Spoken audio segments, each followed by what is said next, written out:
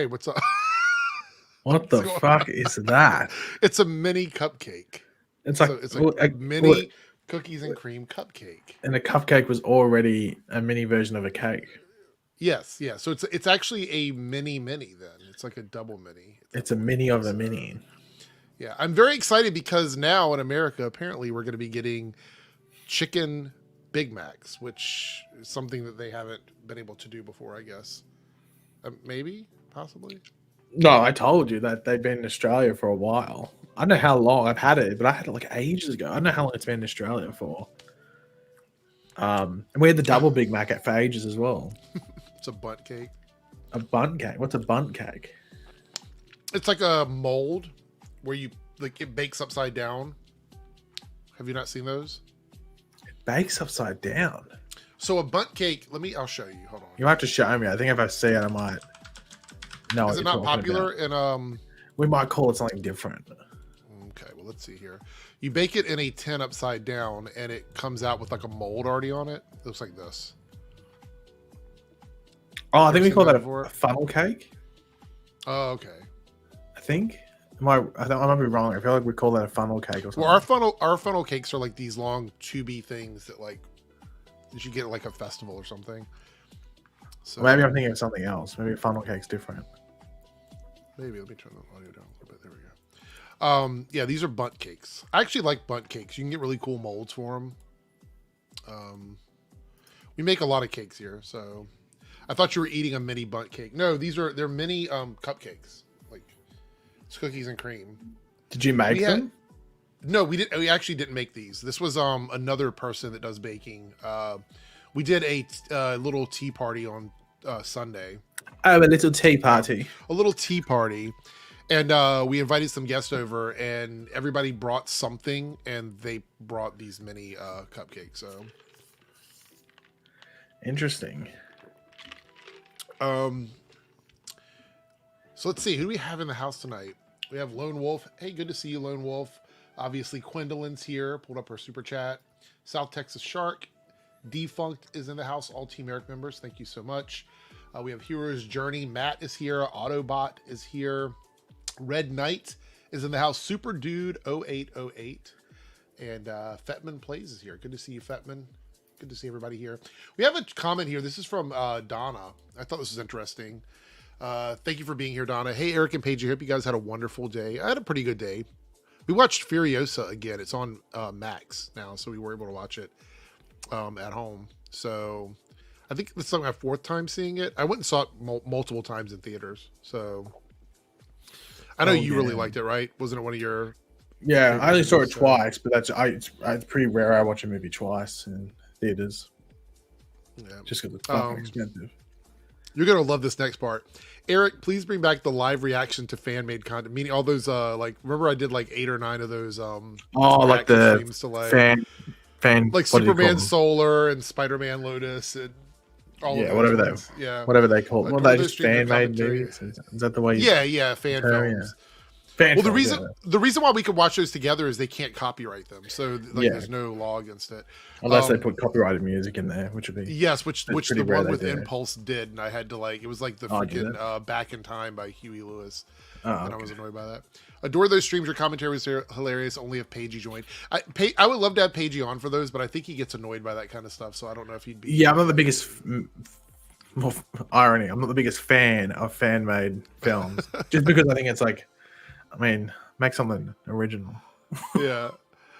So anyway, hey, Victor, good to see you. Thank you so much for being here. It's my bedtime, but I'm here. Yeah, Darth, I know these late night streams aren't good for you, right? So last night, I tried to do a stream on the Debunks channel. I had like... Wait, hold on. Before you enter the story. Yeah.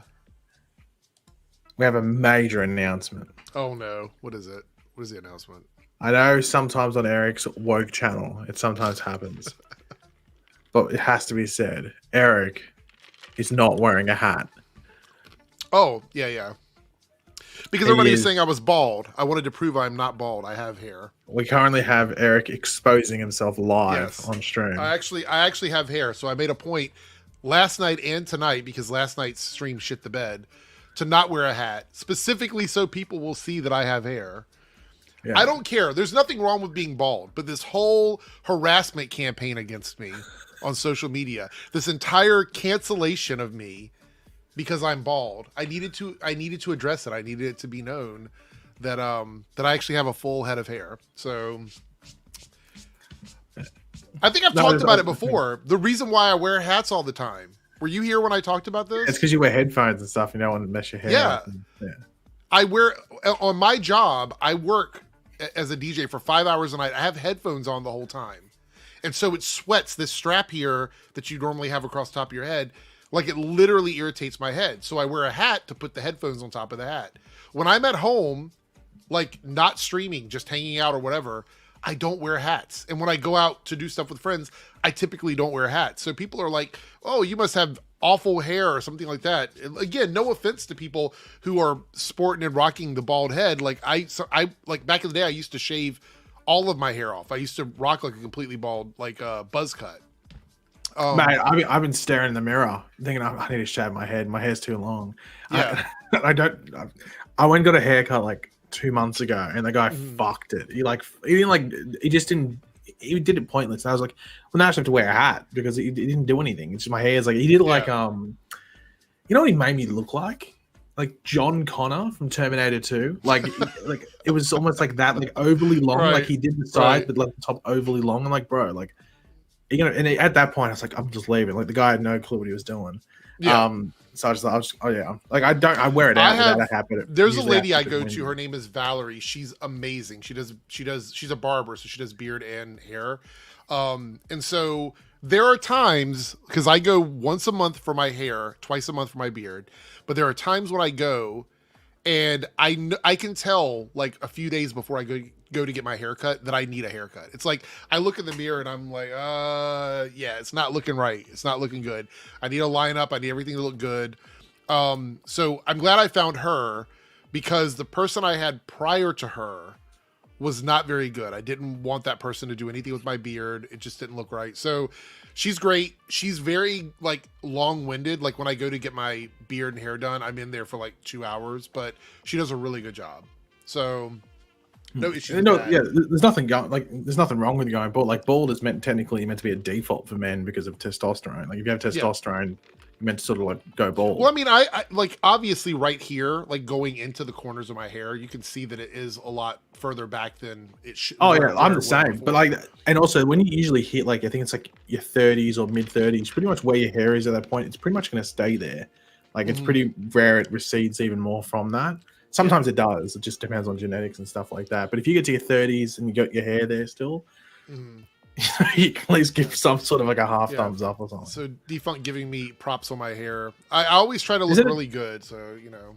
Is it a color? Because I can't tell because you got the blue. No. It's just, this is the normal color. So it's just short on both sides and then long on top and brushed over to the side. So, but this has no color in it. So this is why it's so weird.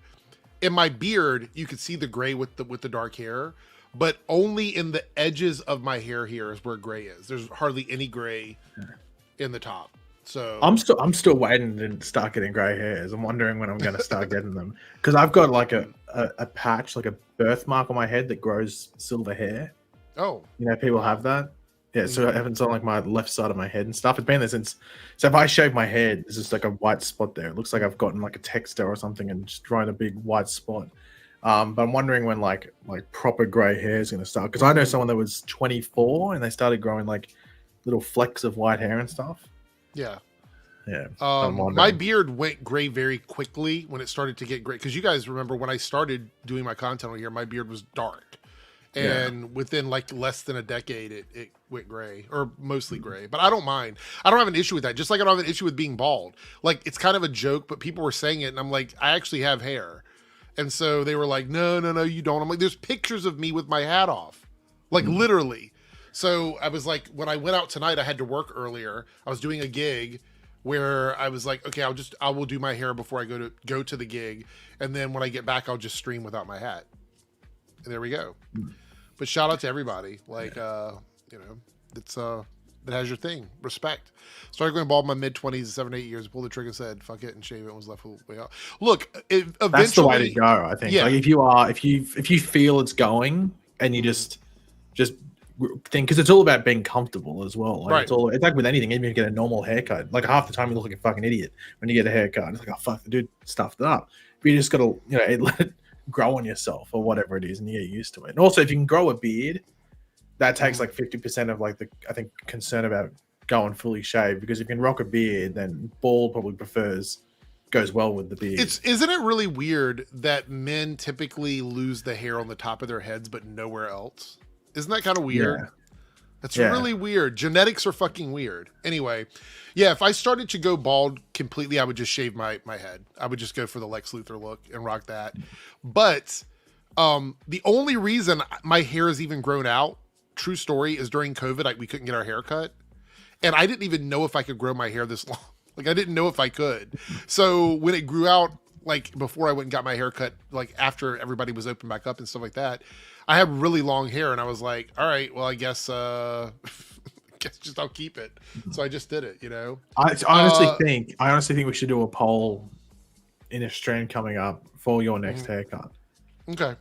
I'm thinking skullet. Like I think we'll go back to the skullet thing from last stream. I think you'd be able to rock it pretty well there. What's up, Blackwing Gaming? Hey, Anthony, how you doing? So Donna, yeah, that's one of the trailers we're going to watch tonight. We have 2 trailers I have lined up. One of them is Sonic 3, because I haven't seen it yet. I was at work when the trailer came out. And the Superman trailer, I think, came out yesterday, but I haven't watched that either. So I haven't seen either one of them. Actually, I was going to watch the Superman trailer last night on the stream that completely shit the bed, which, by the way, shout out to Jean Otaku 91, who was watching the stream last night. I'm glad you enjoyed it, but that stream shit the bed. So I have Verizon. I don't know if anybody else has it. And after this, we'll get to the topics. I know we're just kind of off the rails, but that's what these streams are. Verizon has typically been really good. I haven't had any issues with them. So last night, the internet kept going out to the point where it wasn't like, if my internet gets really bad, I will just do this and talk. And typically that clears it up, because it's usually the video that's causing the problem. But I was doing that, and it wasn't fixing the issue. And if anybody remembers from last night, if you were watching the stream, literally the stream was just freezing, but it was me freezing, but you could still hear the music, and the banner was still going, and the videos were still playing, but I was not on the stream at all. So that was kind of annoying. So typically in that situation, I pay extra on my mobile phone so I can use it as a Wi-Fi hotspot. And if that happens, I just switch over to my Wi-Fi hotspot, and that's good enough to stream. But apparently the issue was with everything that Verizon was doing. So no Wi-Fi, no landline, no nothing. And it went out for almost 4 hours last night. I was bored as fuck. You don't realize how boring the world is until you lose the internet.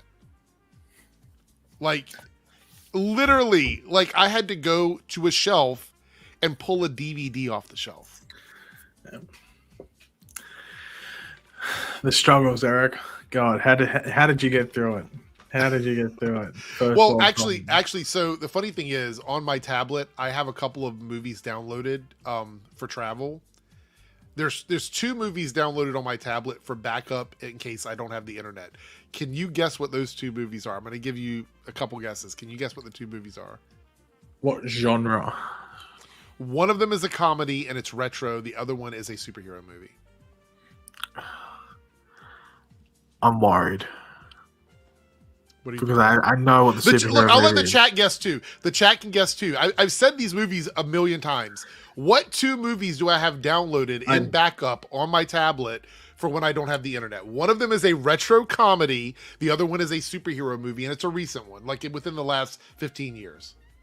Look, it's Man of Steel. I know that. So that's your guess? I'm not going to answer yet, but that's your guess? Man of Steel?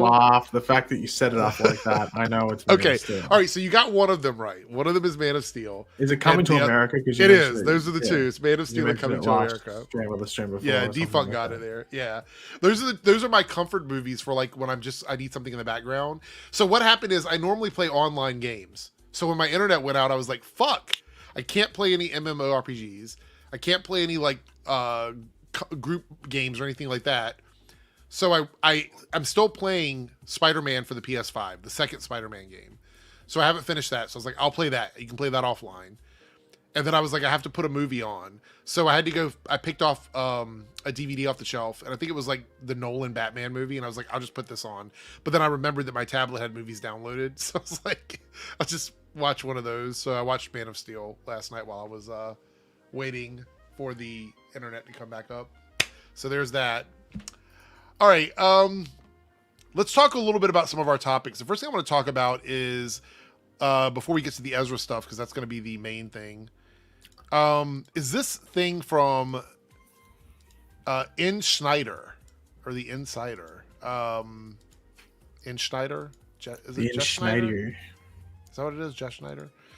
So these are details about the Acolyte cancellation. Now, I wanted to go over this before we talk about some of the articles that are being written. Apparently, everybody's going off on that Rolling Stone video that I made because I used a quote from the article in my title, and that made everybody angry. But it says, Star Wars The Acolyte cancellation details. Viewership tanked after 2 episodes, which I don't think that's a big secret. I think most people knew that the viewership dropped off. Which, by the way, I want to put this out there, and this is not in defense of The Acolyte, but most TV shows, premieres and finales are their biggest viewed episodes. So it's not a big surprise that viewership dropped after the first episode. That's just, you're going to lose some people after the premiere because they're going to tune in to see if they like it, and then they might stop watching it.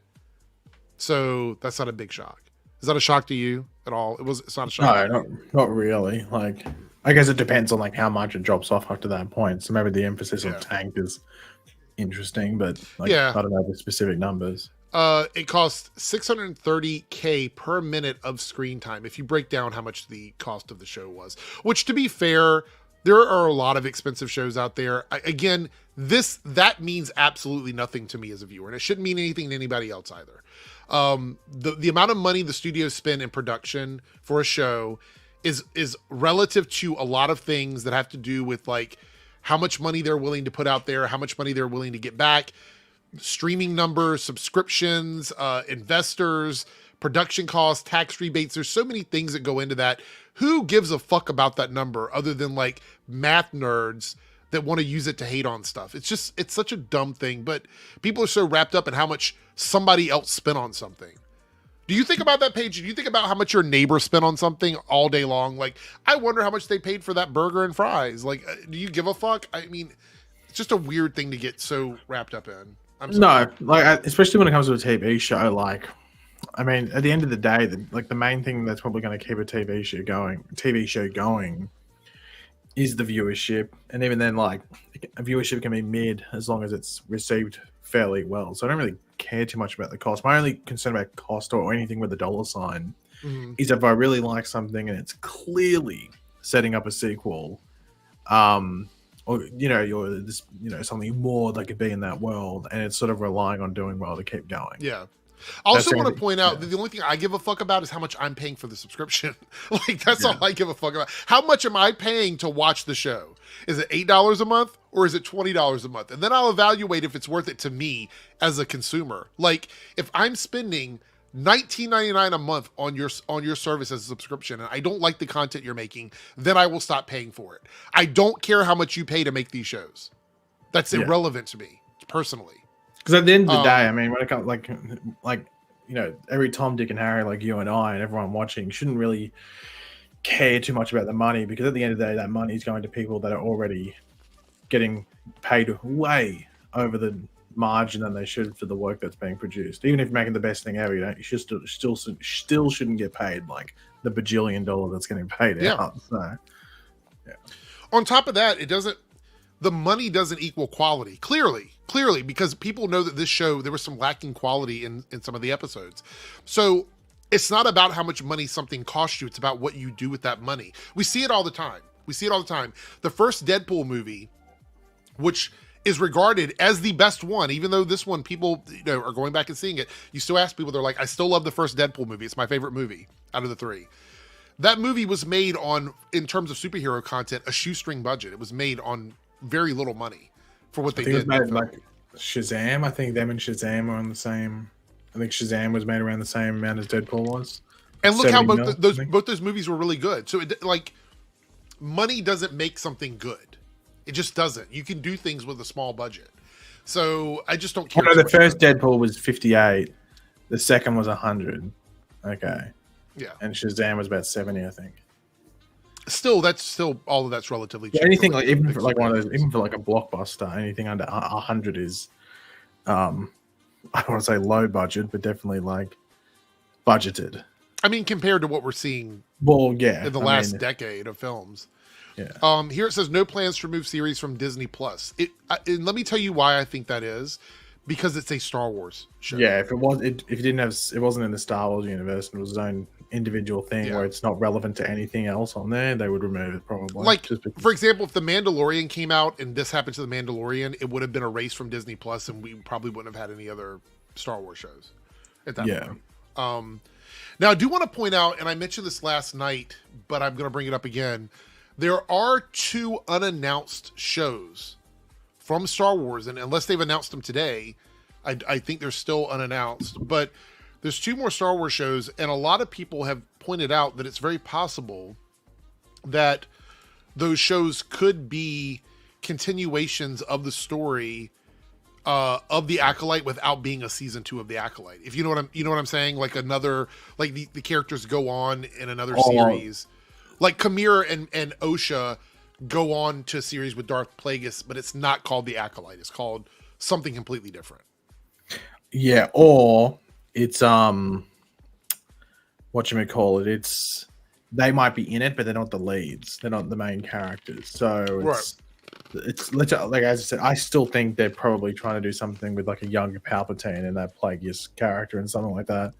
And then you can have that Osha and Kamir, or the Stranger, whatever they call him, as just whether it's side characters or they appear in one episode or something like that. By the way, have you played Star Wars Outlaws, the new game? No, I've seen some of the reviews, and it seems like it's a game that had potential, but it's just filled with bugs. You know what kind of pulled me away from it was the rumors that everything was locked behind a season pass. I don't know if that's true or not, but I don't know if it is. Yeah, but there's been a few articles. We're going to wrap up our stuff on Acolyte here, but I do want to talk about this briefly. There's been a few articles about the Acolyte. This one's from Nerdist, and we're not going to read the article, but I'm going to kind of summarize what this is. But this is an article from the Nerdist, and there's also the Rolling Stone article where people, like I said, people got mad at me because of the comment that was made in the article about like the show not being made for white guys and white guy outrage and all this other stuff. And I'm like, I'm a white guy. Why would I put that up as my title if I wasn't quoting something from the article? Like, why would I do that? It just doesn't make any sense. But they were talking about how George Lucas had spoken about the diversity that already existed in Star Wars prior to all of the people complaining about it. Because, I mean, it's like, I've said this about Star Trek too. You're dealing with worlds with aliens and magic and science, science fiction and things like that. To get hung up on like the logic behind whether or not a person of color it should exist in that world, or whether characters would be gay or bi or trans or whatever. It seems like such a dumb way to view a world where it's not even our world. It's a fantasy world. Like, why does that matter? You know what I mean? Like, what's the point of getting so obsessed with these things? These people are not from, like, a lot of times they're not even from Earth. Yeah, so, at the end of the day, I don't know why people focus on it too much. Like, at the end of the day, I just care if something's good. Like, you obviously like the show more than I do. I don't think The Acolyte's an awful show. I think people saying it's got no redeeming values are like head in the sand. Like, they just don't want to hear it, or they just don't want to. Like, there's decent stuff in it. It just either got a lot of like mixed things, or you're like, ugh, that's a bit dodgy, or not that great, or just some flat out bad stuff. Like there is like legitimate like horrible episodes of television. I mean, we've talked about it so many times. We could go like back the opening, and talk about the like problems like a lot of the like. Obviously, the opening 2 episodes, not a great start. Oh, and the 3rd episode, obviously. So for the first 3, it's a bit of a what happened there? And then in the middle, you get some really strong episodes, like in the middle. Even just from the middle to the end, you get some decent stuff. Yeah. It's just, if not strong stuff, if not really good stuff. But then obviously, like, it sort of trips over itself in that second last episode by just essentially repeating episode 3, but from a different angle, essentially.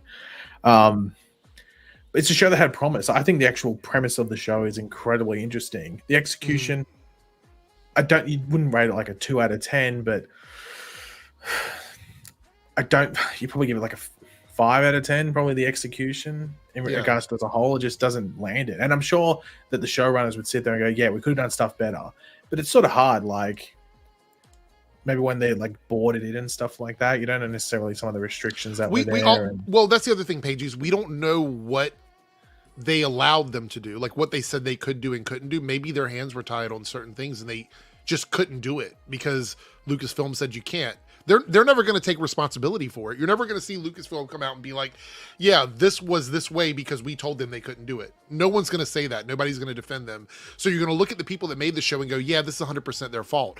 But I don't think there's any person that's 100% to blame with the issues that happened in The Acolyte. There were issues in the show that, well, I mean, there's been issues in pretty much all of the Star Wars shows. All of them, every single one of them have had issues. It's just that this one had a particular hate campaign going on before the show ever even came out.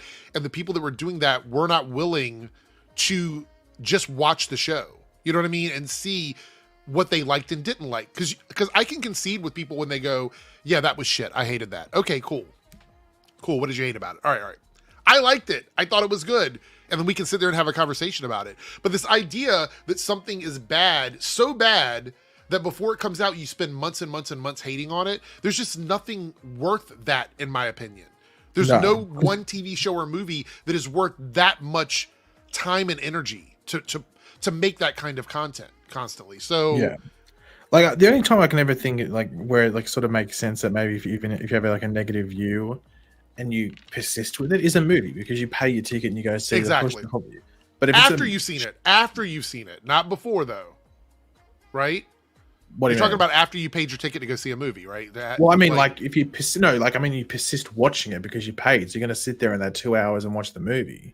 But that's what I mean. Like you're talking about somebody that's paid for their ticket to go pay. Yeah, but in a TV show, you can pull that up to one episode and go, "Fuck, that was shit. I'm not watching that. I don't like that."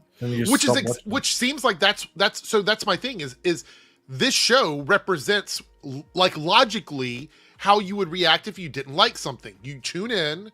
You watch whatever it is, 1, 2, 3 episodes, whatever it is, and you go, okay, it's not for me. I'm not going to watch it again. And then you move on. I've done that with a lot of TV shows. You don't spend months leading up to it talking about how bad it is, and then it comes out and you're like, oh yeah, I fucking hate it. You spent months saying you were going to hate it. I've said this before. You have no incentive to change your mind. But if you go and you see a movie and you buy that ticket and you're in the theater and you sit through like whatever it is, hour and a half, 2 hours, 2.5 hours, whatever it is, and you come out, you have every right to be mad, be like, I fucking spent $20 on this movie and I fucking hated it and this is why. Like, I get that. I understand that. But I'm talking about like the people that do this shit before something ever even comes out, before you go see it in the movie theater, before you sit down to watch it as a TV show. So I agree with what you're saying. But with this show, it wasn't even like that. There were people that were hating on this before the first episode even came out. So that's the part that I don't understand. I can't invest my energy in that. Fair enough if you want to talk about it while it's airing or after it's done and you want to shit on it. Okay, whatever. But that's not the same situation with The Acolyte. And this is why I'm worried about that Skeleton Crew show. It's a bunch of kids. And it's very clear they don't like it already because they're mad. It looks like the suburbs of Star Wars and they're losing their fucking minds about it. And so you have the show with all these kids. And so they're going to watch that going into that show, already fucking hating it. And we're going to deal with this all over again. And this is why I think the cancellation of this show is such a big deal, because now it reinvigorated that campaign mentality that a lot of these folks have, where they complain about cancel culture, like Gina Carano. Oh, fuck, she was canceled because they didn't want to renew her contract, but then they make entire campaigns to get things canceled. It's delusional world. Like, what the fuck is happening here? I don't understand. I don't get it. Delulu. Yeah, I don't get it. I don't understand what that's all about. Anyway, so I guess we should talk about Ezra Miller, hashtag Ezra Miller updates. Yeah, your favorite type of update. I posted Ezra Miller is innocent, and it's kind of like one of those things where it's still not totally clear everything that happened, but according to this particular situation, it seems like there may have been some miscommunications about this. So we're gonna pull up the tweet and then we'll read the message here. All right. So just to recap, if you guys don't remember, Ezra, this has been a few years now, went on this kidnapping road trip with someone that apparently they accused Ezra of grooming and indoctrinating, or wasn't that the story that he groomed? It was this like, person? yeah, like that they'd run away, or like, no, like, it was like that they'd run away, but then like when she was like 12 or something, like Ezra invited her to the was I don't know if it was the first Fantastic Beasts movie or maybe the second one while it was filming. And then wasn't it like going to like Vermont and hiding away on that like that property or whatever? Wasn't that what happened? Wasn't that with someone else? Like, but then that was proven. It all kind of bleeds together. But this situation here is about the person that the family on the on native grounds that Ezra was close with, and there was all this. There was a lot of weird shit that happened with this, and we covered a lot of it already. There was entire websites dedicated to like debunking all of this, and then some that had more information, and a lot of it has to do with Chase Iron Eyes, because this was the person providing everybody with all this information. So this is important here. Obviously it's a picture of Ezra with Chase in this tweet. Is that racist?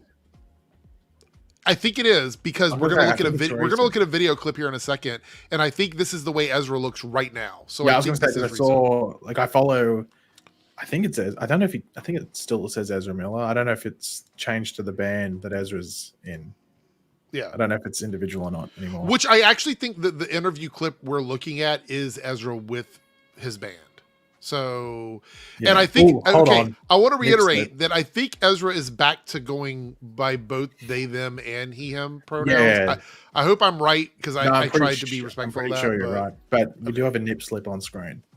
I see. I'm okay with that. Just making sure. So hold on. Let me read this first. I'm good.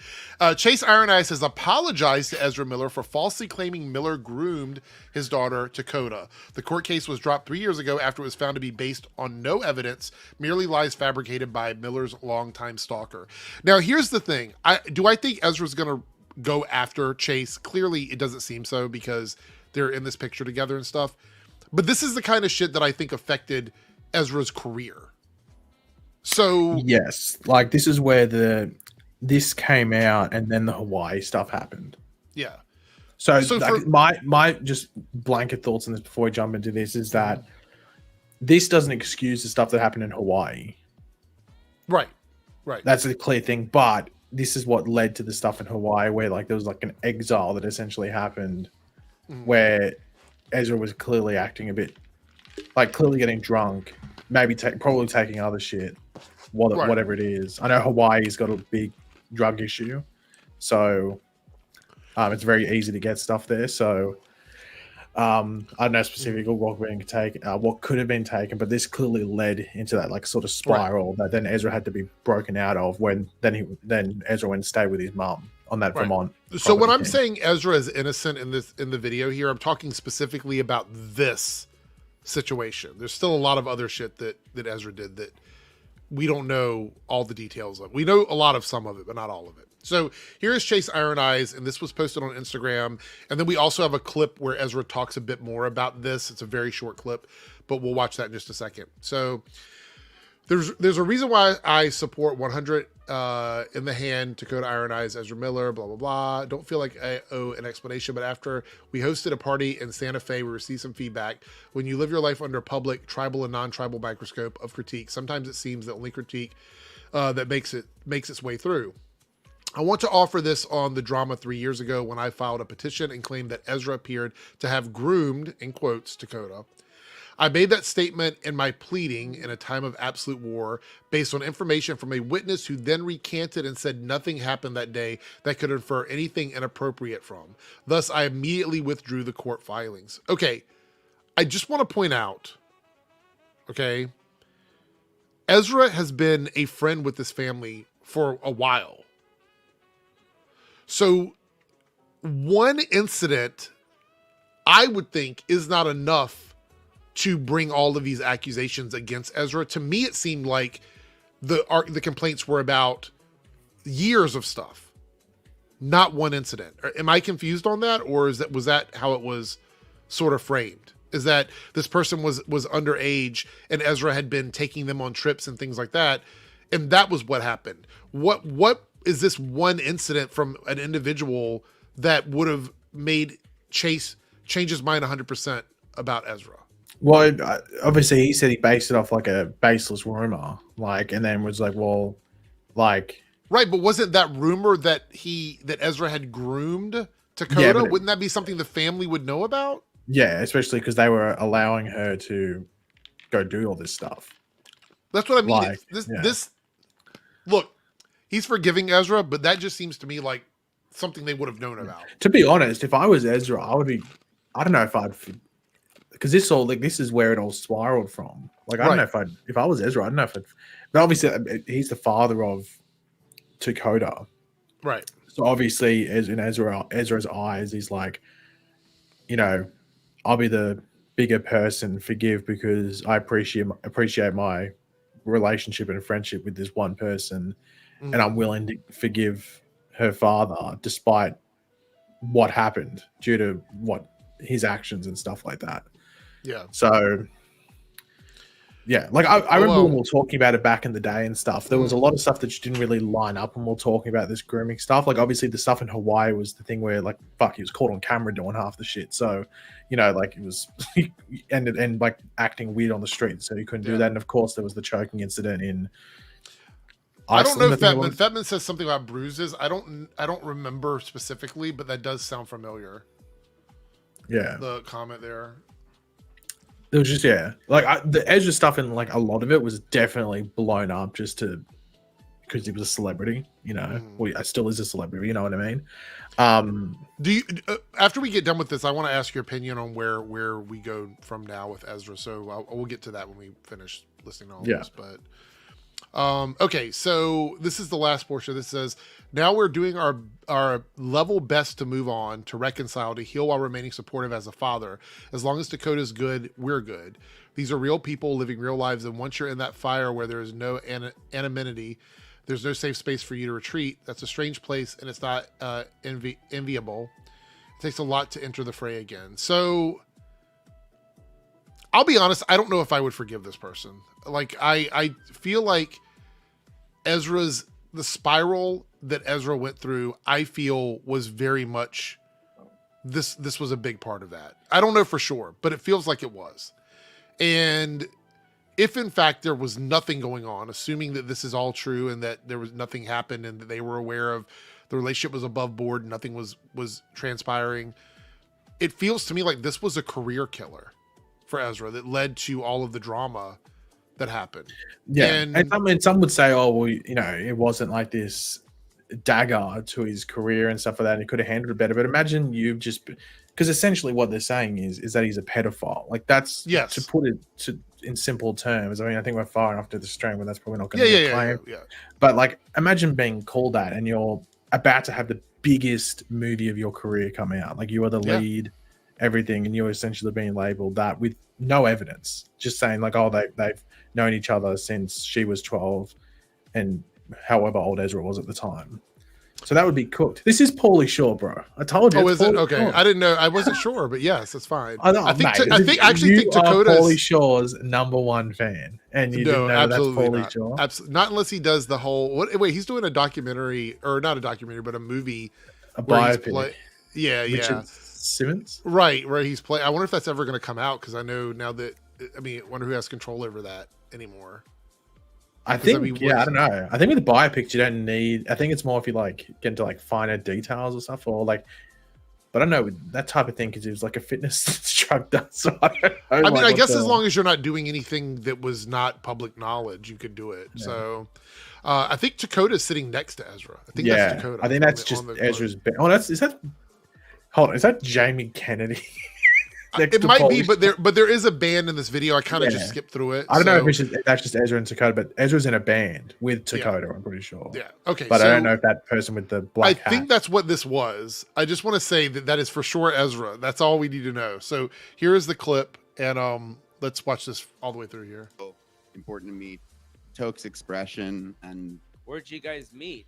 We met. I was involved I'm old friends, and at one time was very dire enemies with other members of Toke's family. And now we're all friends again, which is the good news. But we met working on some issues surrounding indigenous sovereignty, which I grew up with like a lot of activists in my family, and was interested in going out there and learning about what was going on, specifically with. Look, that is Jamie Kennedy. Look at it. Yeah, I over thought there. it was. That's It looked funny. like That's him. hilarious. Just random. I I don't know if he's a in, co-host or not. Where was it? Not my. Where is it? South Dakota. Yeah, you met her in South. Oh, you guys met, and then where'd you meet with Jay? Jay, I met through a friend of ours, a friend of all of ours, mutual friend of all of ours, named Sean, and we met. So that's pretty much it, but it just kind of reiterates like where they met and how things went down and the relationship situation with the family. So all of this sounds like it really went like blown out of proportion 100%. And there was a lot of drama that happened, and it happened at the worst possible fucking time that it could for Ezra. Yeah. It was lightning striking in like the worst possible way, because it was that, and then there was like that thing where he was on the farm with like a woman and a child, but like it was like the ex-husband who had been like abusing the woman or something like that. Yeah. And like essentially Ezra was just giving her a place to stay or something like that. Yeah. But then he'd said like it was like a farm full of weapons and stuff. But it was just like I guess it's a farm. Like they'd probably have weapons to protect themselves and livestock and stuff like that. I also want to point out this doesn't excuse any of that stuff that No. Ezra did. I mean, No, this was the catalyst yeah. for that. This was like the beginning of all of that. So, Yeah. Now my question, actually, it's a twofold question, and I want the chat to sort of chime in as well. Is there, number one, do you think there's a path for redemption for Ezra now that this has come out? Because this was one of the more egregious claims against Ezra. This is the one that seemed the most serious. And two, what do you think that path looks like if you think there is a path to redemption? Like, what do you think that is for Ezra at this point? I would say yes, mainly because Ezra's talented, and it's not like, especially because like once again, nothing was proven outside of the stuff where he was acting weird. But then again, like we're going to ignore that like a lot of actors have gone off the rails through drugs and stuff. As long as you prove that you're clean and you've recovered both, I guess, like physically, but most importantly mentally and stuff like that, probably fine. But it depends like what Ezra wants to do, like people have like so do you think he's studio kryptonite anymore? Because these were the allegations that people were. But I think that's the whole point. You got to work yourself up. Like you just got to think of like Robert Downey Jr. for example, and like how far gone he was, and now look at Robert Downey Jr. now, and he didn't necessarily take too long. Like, what was it like? Like when did he? Because he like what was it like late 90s when he went into 96? rehab? It was around 96, 97. Yeah, so like 96, and then he so like a little over a decade later he was Iron Man. Yeah, but he started his comeback like 3 or 4 years before that. Yeah, and like Robert Downey Jr. was way far gone than Ezra. Like Ezra was like that was like one incident. Like Robert Downey Jr. was like literally about to die if he would have been dead if he didn't get that help. So yeah, I think it just depends on wherever Ezra is. I think the Flash ship is sailed, Victor. The Flash ship sailed before the Flash even came out in regards to Ezra. Yeah, that's the thing is Ezra still has the assault stuff, but did anything ever come? Like, I feel like that was sort of, it went nowhere, right? I mean, none of that stuff, like the Hawaiian charges, they didn't pursue charges. The person in Norway or whatever didn't pursue charges. Whatever happened with that stuff? Did it just go away? The Norway one, the Iceland one, I think it was. Sorry, I think that was always seen as like. I think there was like a lack of evidence around it because obviously there's the phone thing, but then it was played off like people at the bar said it was like played up and stuff like that. Mm-hmm. The thing in Hawaii is probably the most sus stuff because it seems pretty clear that the people got paid off. Yes. Whether it was through Ezra's camp or 100%. Maybe Warner Brothers or whatever it was. Because that one was really bad. That was the one where like Ezra like was allegedly like broke into the house or something. Oh no, he was staying in an Airbnb or something, wasn't it? And then he went into their room while they were sleeping and like robbed them or something like that. There was all this stuff about like him. Which makes you think that he was like Ezra was probably in like a psychosis sort of situation. Because that's sort of cooked. You don't do that and then like and it's like just like this one specific thing, which but yeah, like he might have been like a drug induced psychosis or something like that, especially as I said, if he was in Hawaii, because it's pretty cooked over there. All right, so we're gonna move on from that. I guess we'll keep our eyes peeled on this situation if anything comes of it, and see what the next project is that Ezra works on. I feel like it's gonna be an indie project, but we'll. As I said, I think if Ezra gets back into acting, it'll be just going straight up that. But I don't think it'll be going up that like step ladder again. But I don't think Ezra will get to the point where he was before, where he's leading a what do you call it, like a major franchise blockbuster thing. Like you probably, I don't know what the comparison would be, to be completely honest, for where like some another people don't want to see Ezra with the second chance. I guess there's doesn't have a second chance. Anthony says RDG never hurt anyone. Gwendolyn says won't be a big name again, but he will get work. I think that the cancellation of Ezra will be quietly revoked as he slowly works his way back up. I don't know when we will see him headlining a big movie again, but I do feel like he will start on the indie circuit. All right. So speaking of canceled people, did you see the quote from Francis Ford Coppola about Megapolis? I don't think so. Okay. So you know all the drama surrounding this film, right? You've heard about all this stuff about him being inappropriate with people on set, touching people, doing things. I mean, we're talking about a legend, but apparently the legend was doing things he shouldn't be doing. And there's like conflicting reports about that. So I want to put that out there. Allegedly, these are all conflicting reports, but this movie apparently also is not good. Critics that saw it early didn't like it. So there's that kind of drama going on. But then he says this. This is weird to me that he would even say this. Why are they engaging in this kind of conversation at this point? He says he didn't want Megapolis to be some woke Hollywood production, and he wanted to include people who were canceled.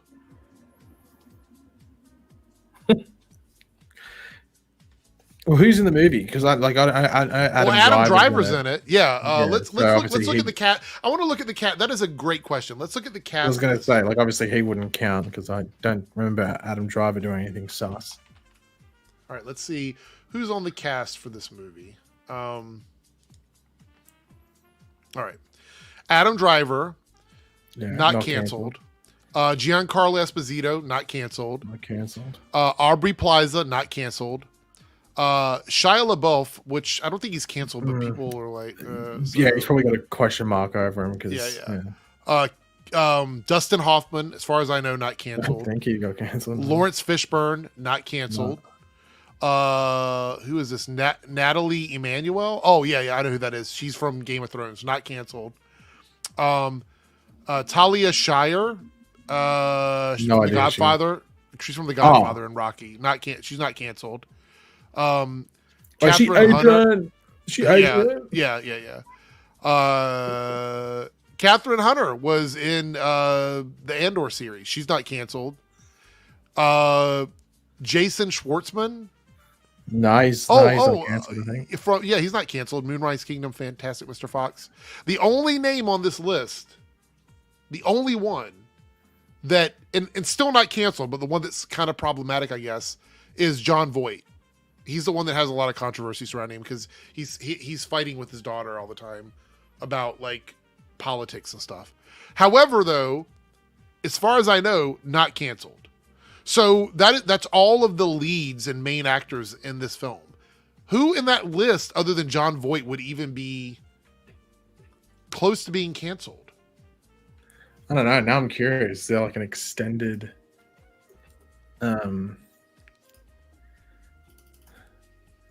I don't think so. Balthazar Getty's in the movie. DB Sweeney, also not canceled. Grace Vanderwalt, not canceled. I'm just going through all the extended people here. Yeah, I'm having a look as well. There's no one. There's no one. Oh, James Ramar's in the movie. He's not cancelled though. No. I I don't mean, think so, you could say there might be controversial people on the cast, but no one's been canceled. Even on this then, cast. like the only controversial one is John Voight, isn't it? Just because. Yeah, but again, controversial, but not canceled. He's not canceled. Yeah, I can't see anyone else. I'm scrolling. I'm even into like the random people that are like uncredited. Where is it at here? Lone Wolf. Did you hear the trailer got pulled due to phony critics? Yeah. So apparently, did you hear about this shit?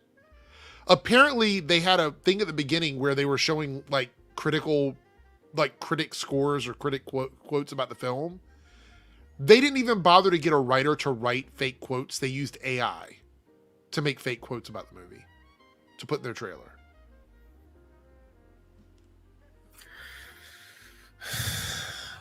That's random. I don't know why they do that. Why?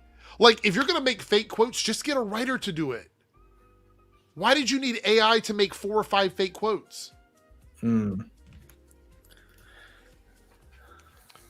I've heard like there's something weird in the movie where like in the movie Shia LaBeouf, Adam Driver's character starts talking with someone in the crowd.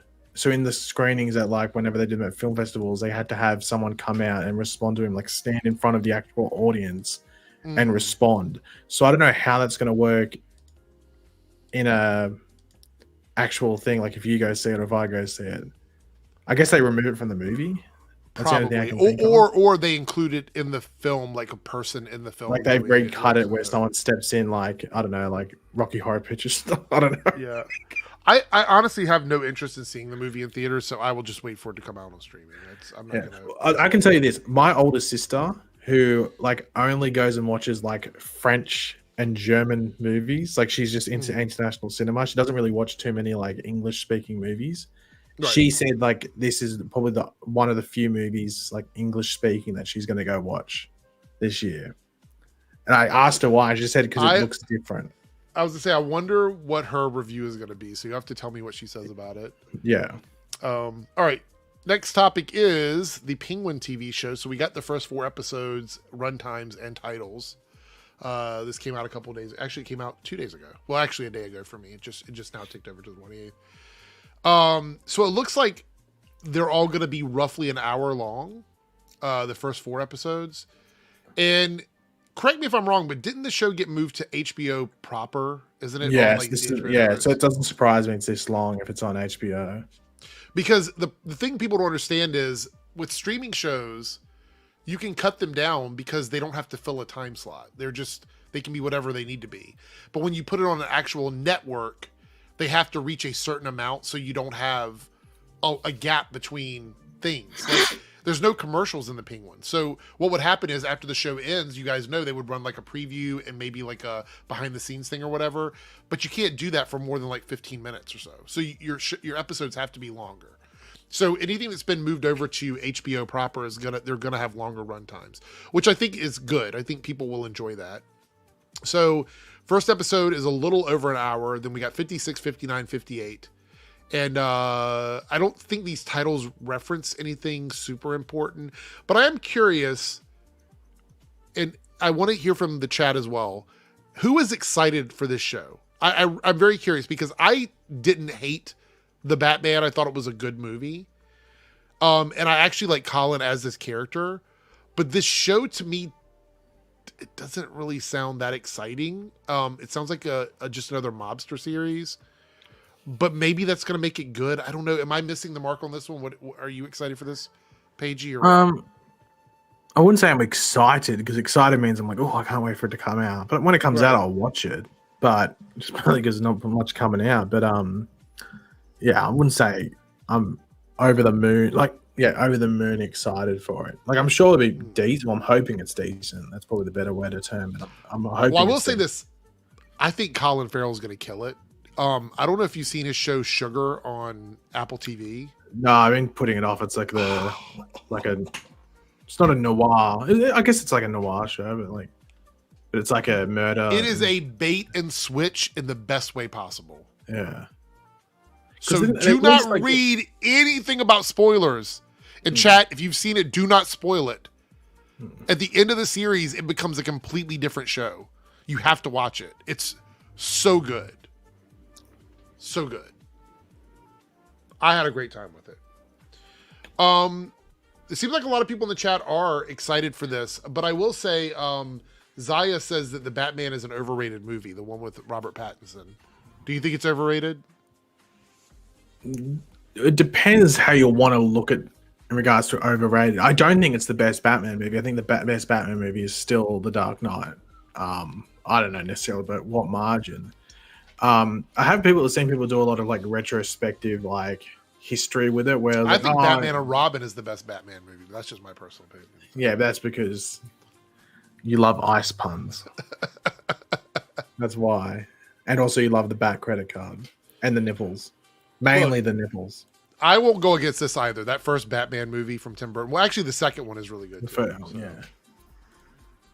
I don't know if it's. I wouldn't say it's overrated. I just don't think it's as good as whatchamacallit, The Dark Knight. But it's also like it's weird though because it's like where The Dark Knight was like ultra realistic. The Batman is like clearly in like a non-reality to ours, but it's also not overly comic booky. It's sort of weird, the Batman, now that I think about it. Like it's definitely in its own interesting world, if you want to put it. My issue with the Batman movie is the third act feels like it went on. Yeah, the third act is the weakest part of the movie. It sort of goes away from what the rest of the movie is. Like it goes away from being like detective into being like your standard Batman like action sort of thing. That's probably the weakest part of it, but it's still a decent third act. It's just not as good as the first two. What's your thoughts on the people that keep trying to say that the Batman should be in the DCU and be alongside David Corenswet? I think that's the dumbest shit ever. I don't think it works because I wasn't against it at first. It's like, okay, well, whatever, you can make them blend. But the more I think about it, I'm like, don't you just nerf the Batman universe because it just clearly feels like it wouldn't work. Like it doesn't feel like that world would have a Superman. Yeah, because then it would have gone like super weird with some of the other stuff, and they just feel like the only way it would make any sense is if the Batman had introduced some sort of metahuman element, and I don't think they're going to do that. I think they have to deviate from. We might get like I feel like if they do like a Clayface character, it's going to be more about deformation and masking, and things like that, and prosthetics and stuff, or. Like, I don't think anything in the show is going to be like magic or aliens or anything like that. And I'll be honest, as much as I love seeing Batman in that environment, if you go back and you watch like BVS or the Justice League, and I'm not talking about the animated stuff is completely different. But it's very clear that Batman has to become Iron Man in order to fit in with the power of the characters that they're facing off against. He just doesn't have a chance against any of the... Like, you're talking about characters that are facing off against Superman, Wonder Woman, The Flash. Even Batman... That's why people say Batman with prep time, right? Batman with prep time can beat everything. And that always annoys me when I hear that because it's just... Like, other people can have prep time too. It's not a superpower. But...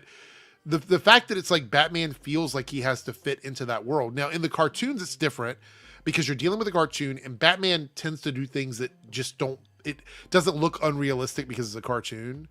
But like, if you go back and you watch it and you watch how Batman is acting in those films, it's clear that they have to give him things to do or give him tech or something like that. And he turns into just another Tony Stark type thing.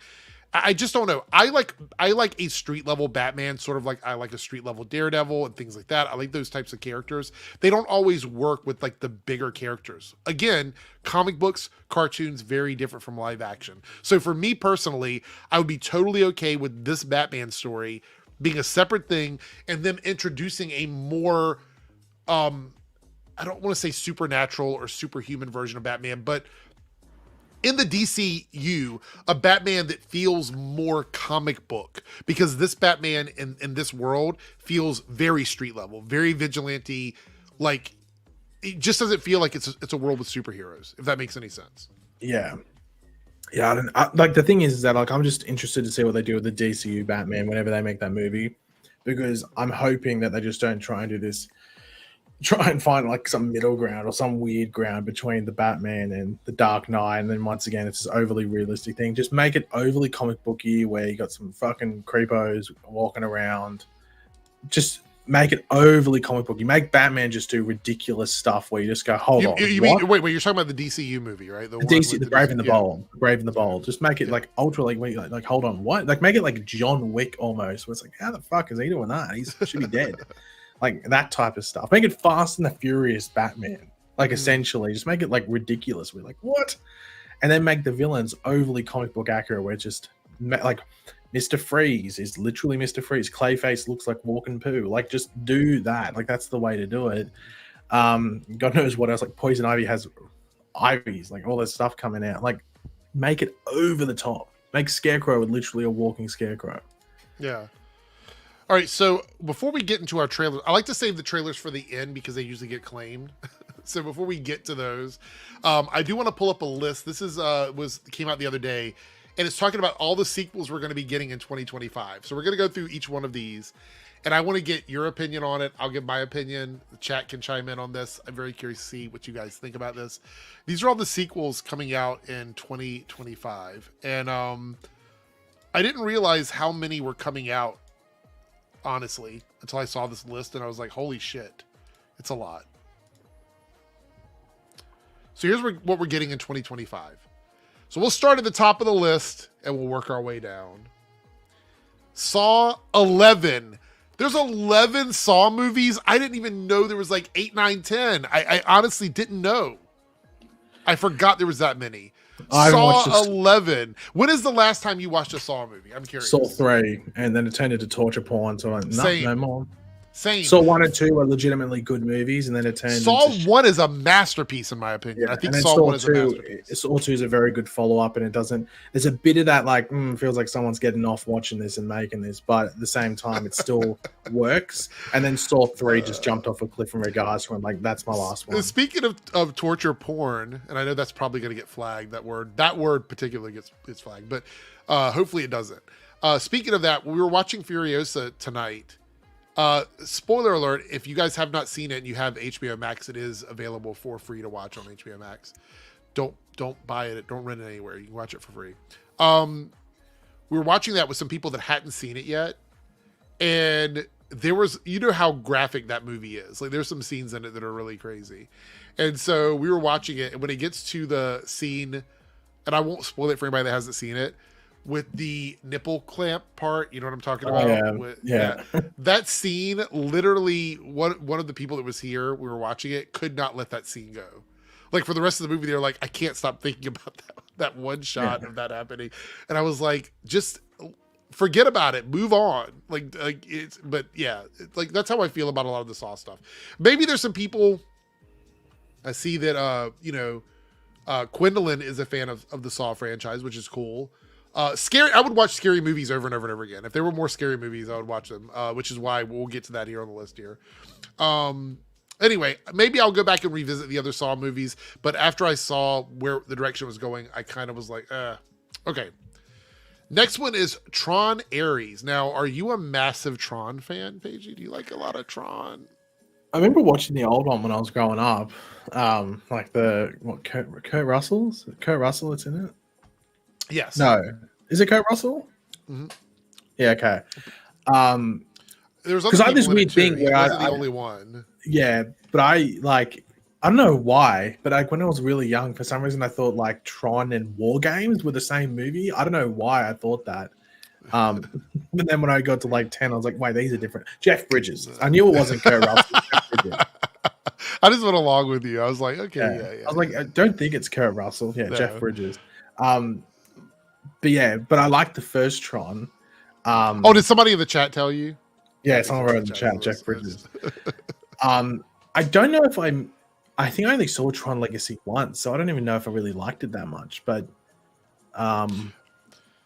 there was something about that first Tron that was sort of magical because it was doing stuff that people had never seen in film before, like the special effects and stuff in it. I remember it being a really big deal when I was growing up because it came out in 1982 and I was still very young. But I just remember seeing the trailers for it and the light cycle battles and stuff like that and the games that came out for it. There's a lot of stuff that I loved about that first one. As far as the other Tron film, Tron, I think it was Tron Legacy, right? Wasn't yeah, that Legacy, the other one? yeah. I thought it was okay. I think I remember being like, okay, this is fine, but I think the fact that no one really talks about it, outside of the fact that I think they then did a Disney ride, the Disneyland ride of it. Mhm. Then again, I guess they could be based off the first one as well. Yeah, I'm interested to see what this one is. Was it Tron Ares? Is that how it's pronounced? Yeah, and I'm really excited because Trent Reznor is doing the music for it, which I think is going to really help. So, Let me violate you. All right, what is Nobody 2? I see that on the list here. I haven't seen the first one. I know it's that. What's his is- name? Better Call Saul, dude. Whatever his name is. The guy from Better Call Saul. Okay, yeah, okay. 2021. It was a COVID movie. It came out like Odenkirk. Bob Odenkirk. That's it. Yeah, Michael Ironside's in it. Oh wow, I know that. I think it's about like very much, once again, it's like a not necessarily John Wick, but I guess like same, like very stunt sort of heavy. It actually didn't do bad. It had a $16 million budget and it made $60 million at the box office. I mean, that's not awful. I think it was one of those first movies that came out when they started opening theaters back up. Yeah, it was 2021, so it was like very, very early on. But it's about a hitman. I don't know. I'm not super excited about that one. All right. Zootopia 2. That's probably going to be a big hit. The first movie was really popular. You know what they call Zootopia in Australia, which it wasn't the case, but if you go on Disney Plus, you know what it's called? Zootropolis.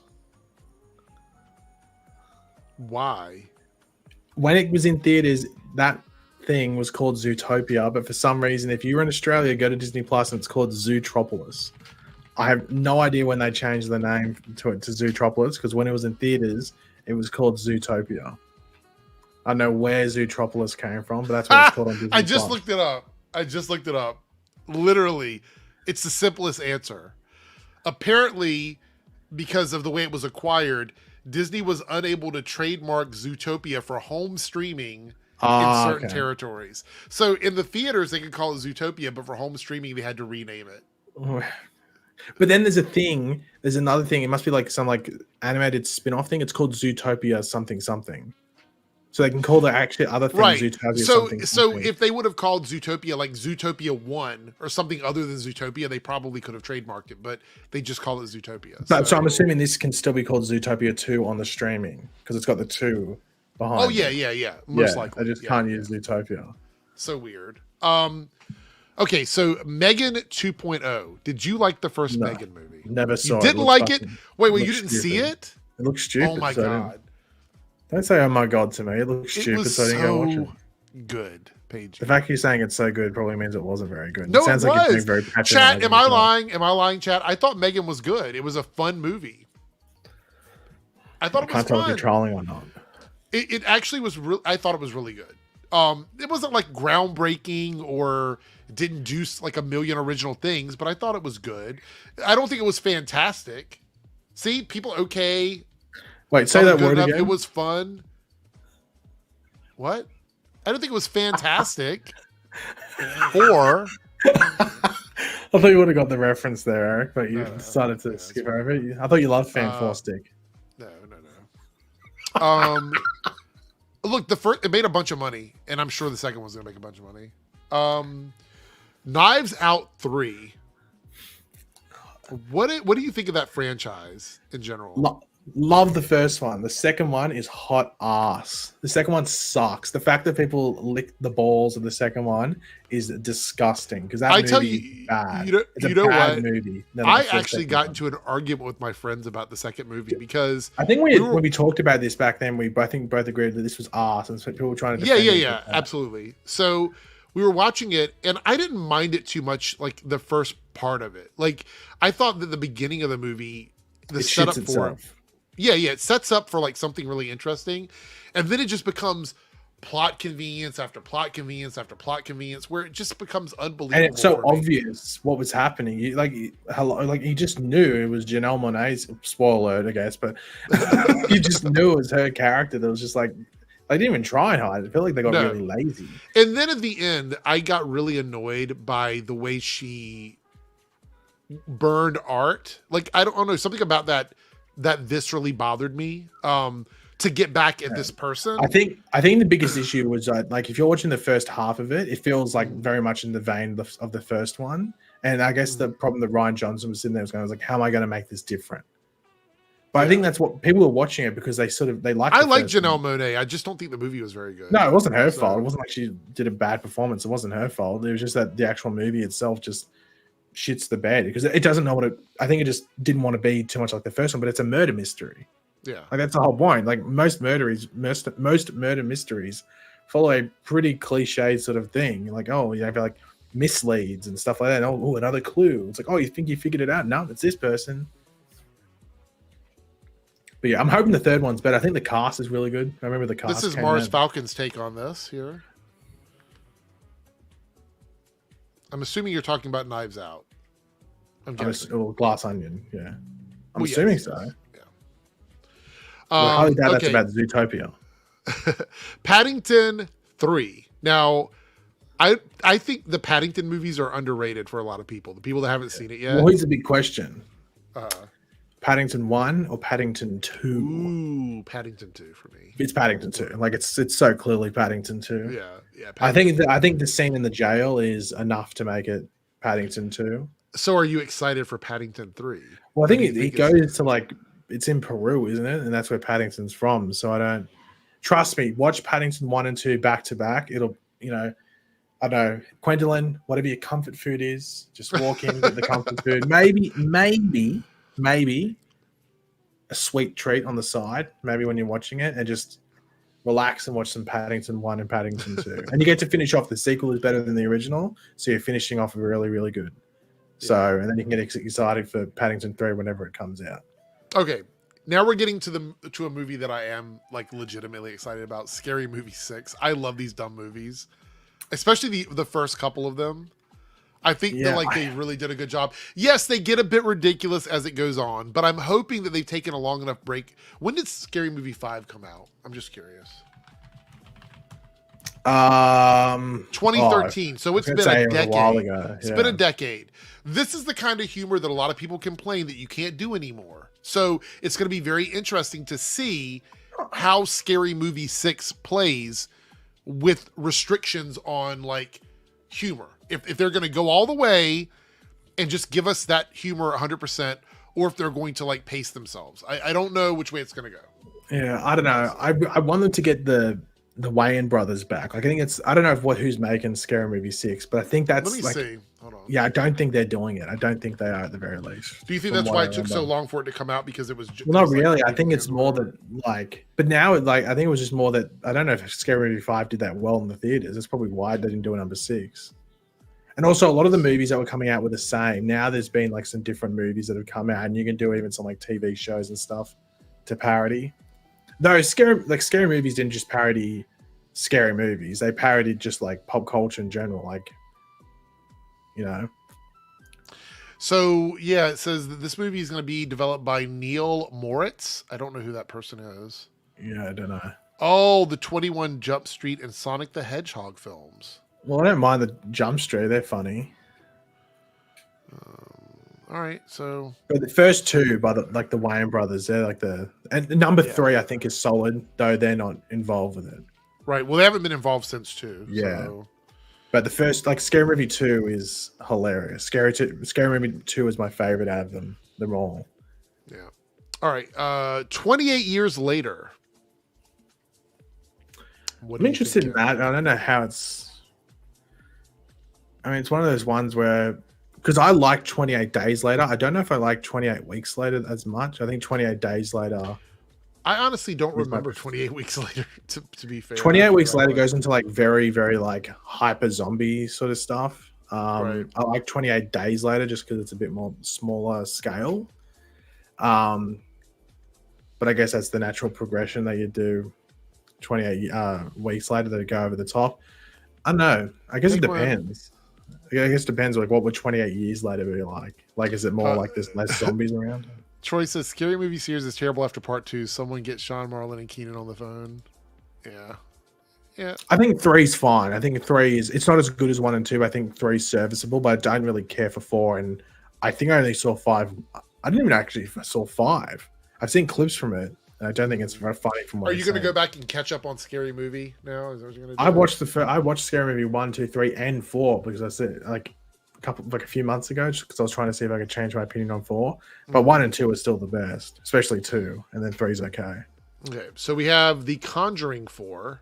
That series makes so much money. I don't think it matters if it's good or bad. Yeah, and it doesn't cost too much to make. And I don't watch those in theaters, so I'll watch that when it comes out on streaming. I'm not going to be in theater first day for Conjuring 4. Not really my bag.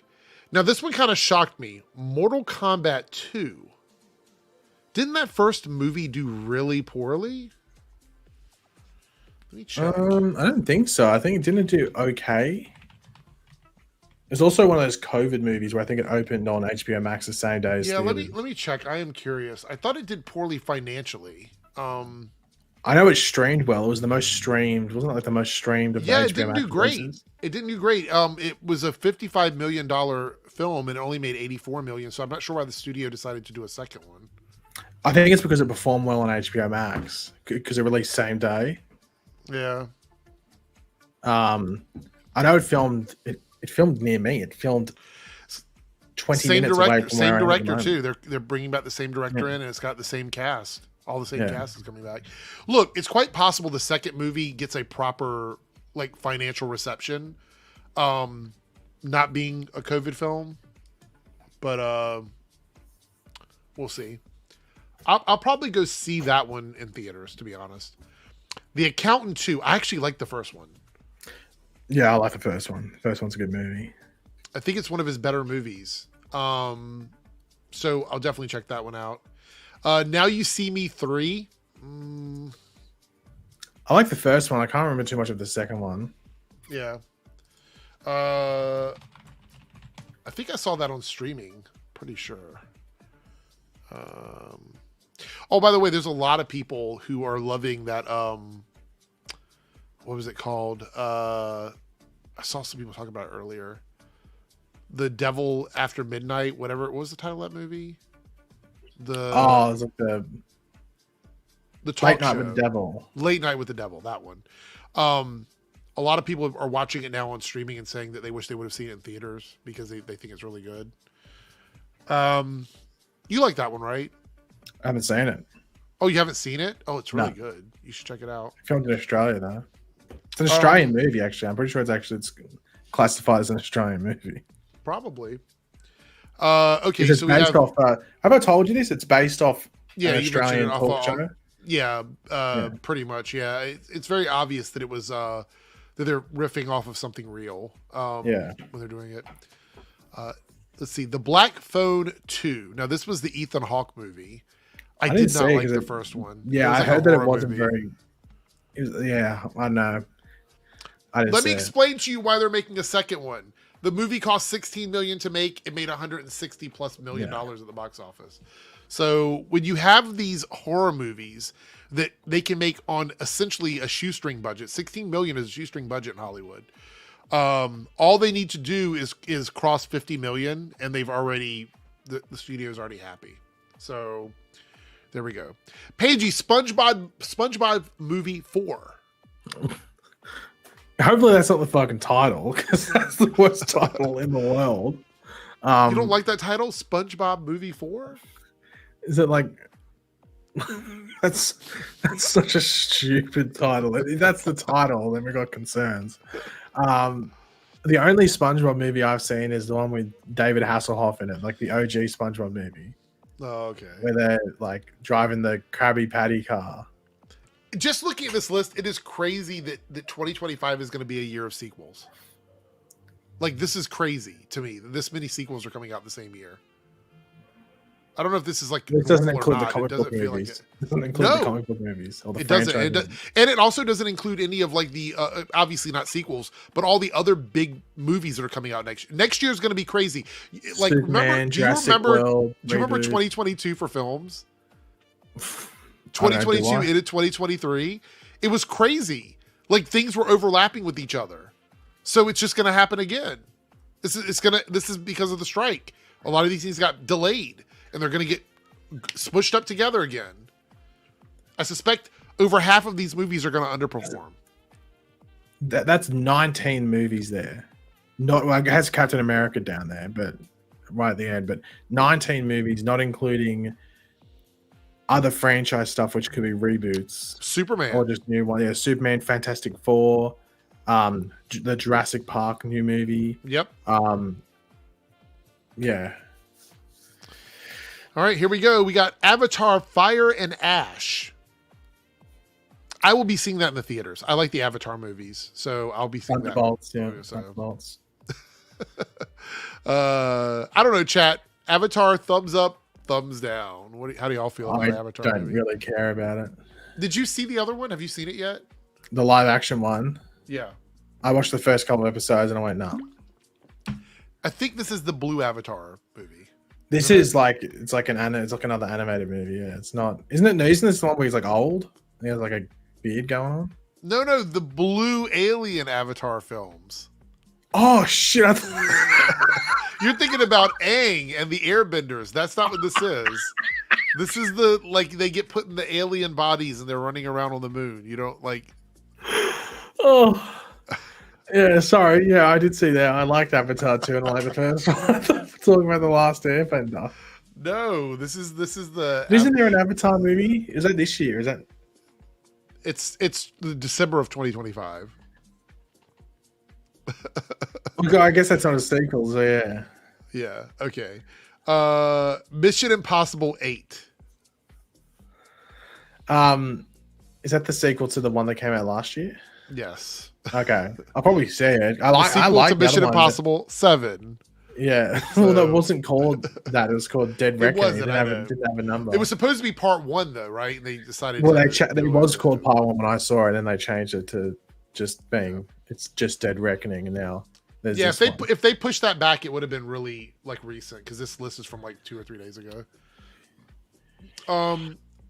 Five Nights at Freddy's 2. Okay, I won't be seeing that in theaters, so it's whatever. And then we have the most controversial and probably one of the most expensive Marvel movies in a long time, which is Captain America: Brave New World. They're saying with the reshoots the profit that's gonna need to make the studio happy is gonna be crazy. But I don't care about that part of it. But I do think it's unfortunate because it is a very risky film when you're coming off of like such a successful trilogy of movies in the Captain America films. You kind of need the fourth one to also be good. Like, look what happened with Thor: Love and Thunder. I mean, it did make a bunch of money, but I don't think it was a great movie. So we'll see where this was going to go. Then it has all the controversy around particular storylines and particular characters. So Donna makes a good point, though. Is Brave New World really a sequel? I mean, it is sort of the beginning of a new trilogy, but I think it's because... Well, the thing is, if you're going to call this a sequel, then wouldn't you call the Jurassic World one as well? Because that's going to exist in the same universe. That should be here if Captain America is. I agree with that. I agree. I want Sam to have the best possible launching platform for his wings as Captain America as possible, because I do like the character, and I think the story in Falcon and Winter Soldier was a really good story. I know, again, no show is perfect. There were issues with the series. But I did like the story, and I want him to take off and be really good because I know the haters out there are going to come after this movie for all kinds of stupid reasons. So I don't want the movie to have any mistakes in it. And I think that with these reshoots, I'm a little bit concerned about what the film is going to actually look like. So we'll have to see where that goes. Anyway. All right, so we're going to watch some trailers now. I have the trailers ready to go. What would you rather watch first, the Christopher Reeve trailer or the Sonic 3 trailer? Probably the Sonic one. Okay. Only because you don't really care too much, right? You're like, it's Sonic. All right. Here we go. Let's Sonic. All right. Oh, by the way, just quickly before we start Sonic, did you see that Asmongold streamer like tried to drink water and he couldn't drink it because he found it disgusting? I'm sorry. How juvenile do you have to be to not be able to drink water? Or how you don't got to tell me. 100%. How cooked do your taste buds have to be that you can't drink water? Like that is. I mean, fucked.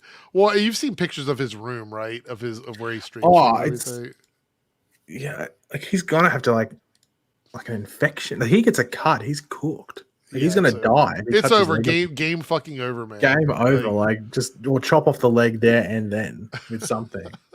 Like speaking of sore, but yeah, like I know. Yeah, like it's dumb. Like, I mean, first of all, I don't know how that person got so popular to begin with. He seems like a bit of an ass. So I'm like, I don't really watch him much, but the clips I've seen, it's like, fucking why? Like, why? All right, before we get into this, I just remember the stream. I just remember that clip where like he's just sitting there and just on his like streaming. Obviously, I don't know if he's playing a game or not. And then like a cockroach just crawls up his chest. Oh yeah, I do remember that clip. Yeah, that's fucking gross. Speaking of like, literally today we have pest control come once a month to do our house because we live in an area where there's a lot of different insects throughout the seasons. So they spray around the house every single month. So I can't imagine living in a room where bugs are just crawling on you. That's crazy. It's fucking crazy to me. All right. So I want to say I enjoy the Sonic films, but I did not like the Knuckles TV show. It was awful, in my opinion. And I don't know how that show even was a thing. It was just not a good show for me. The show wasn't even really about Knuckles. It was about this other guy that he was hanging out with. And I just didn't like it. Chat, tell me if I'm wrong. I thought Knuckles was fucking bad, but you know, I'm curious to see what you guys think. But I'm really looking forward to this movie because I did enjoy the Sonic movies. So let's watch it and see what we got because I am curious. Here we go. I just want to say this. Can you imagine in a world where the Sonic movie came out, the very first one, and they did not change the design of that character? Can you imagine? We would have never had any of these movies or TV shows. They just people would have fucking hated it. Yeah, I don't know. I'm trying. I for some reason I always have this deep down feeling that was a marketing ploy. I don't know. I just have this weird. I don't know. I don't think it actually is, but there's always like a thing that little tiny bit where I'm like, because it was so bad that it makes you go, was it so bad on purpose as a marketing ploy, and it was always going to get changed, just because it was so bad, you know? I don't know. Because then it makes you think, what the hell would have Tails look like? What would Knuckles have looked like? What I guess Shadow would have looked with like. Those weird teeth, like the big like human, like a teeth human and everything. smile. It was like a human smile. It was like a human features, but as a Sonic type creature. Yeah. It's amazing because they got it right now. It's perfect now. These designs are perfect. Like I don't think they're exactly what they needed to be. And it's just funny to me they almost released those awful designs. All right, we have to take a moment. That fight scene was really cool, right? Is that, like, I remember playing some of the Sonic games. Remember there was one that had Shadow, I think, as the villain. I'm not too sure. Can he always teleport? Is that like his power? I guess he's just like he's been genetically modified and stuff. Yeah, but it seems it's just like the whole Flash thing where like you just have to be faster. You know what I mean? Like somebody's so fast you have to get faster or whatever. This is great though. This is fucking great because right now I'm seeing Reverse Flash on the screen. Reverse Hedgehog. I'm seeing the rival from the Flash season 3 episode 1. Oh, that's what you're seeing. Maybe he's gonna drag Sonic around by the head in the streets like powerful. like we do with Barry. Well, can you go back? It looks like he's skiing. Like he's what? Like when he's Across running, the it water? looks like he's skiing. But on the water, maybe that's cool as fuck. No, though. it's down a building, isn't it? It's funny. I don't think you really see him in any other movies. He just keeps. No, coming he's back to these retired Sonic from films. acting. This is the only thing he does. He said he's retired from acting except for the Sonic movie. So if they keep making Sonic movies, he'll appear in them as Robotnik, but he won't. That's it. That's great. Do this!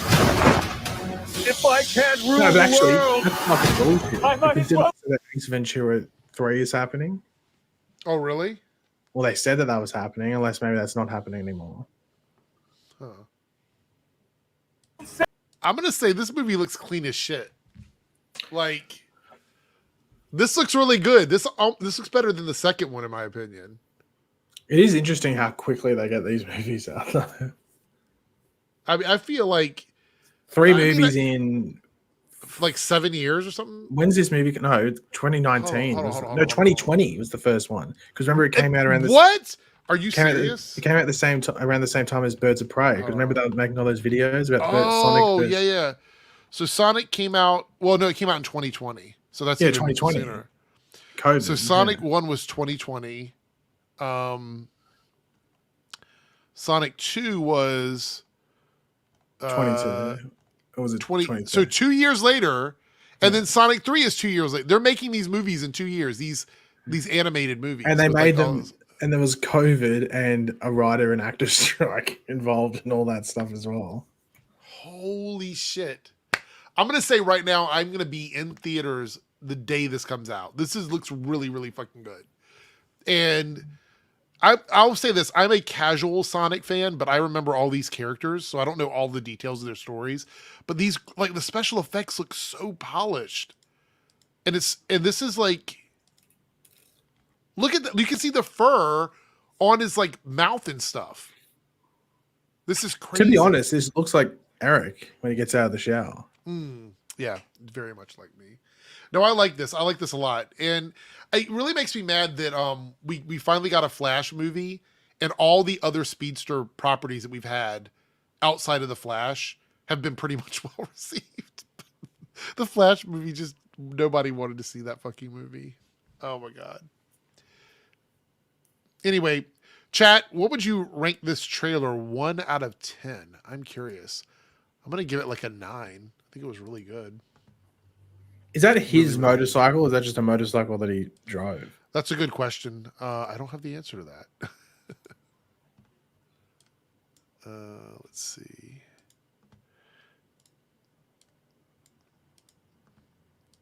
Maybe the chat knows. They know when we don't know stuff.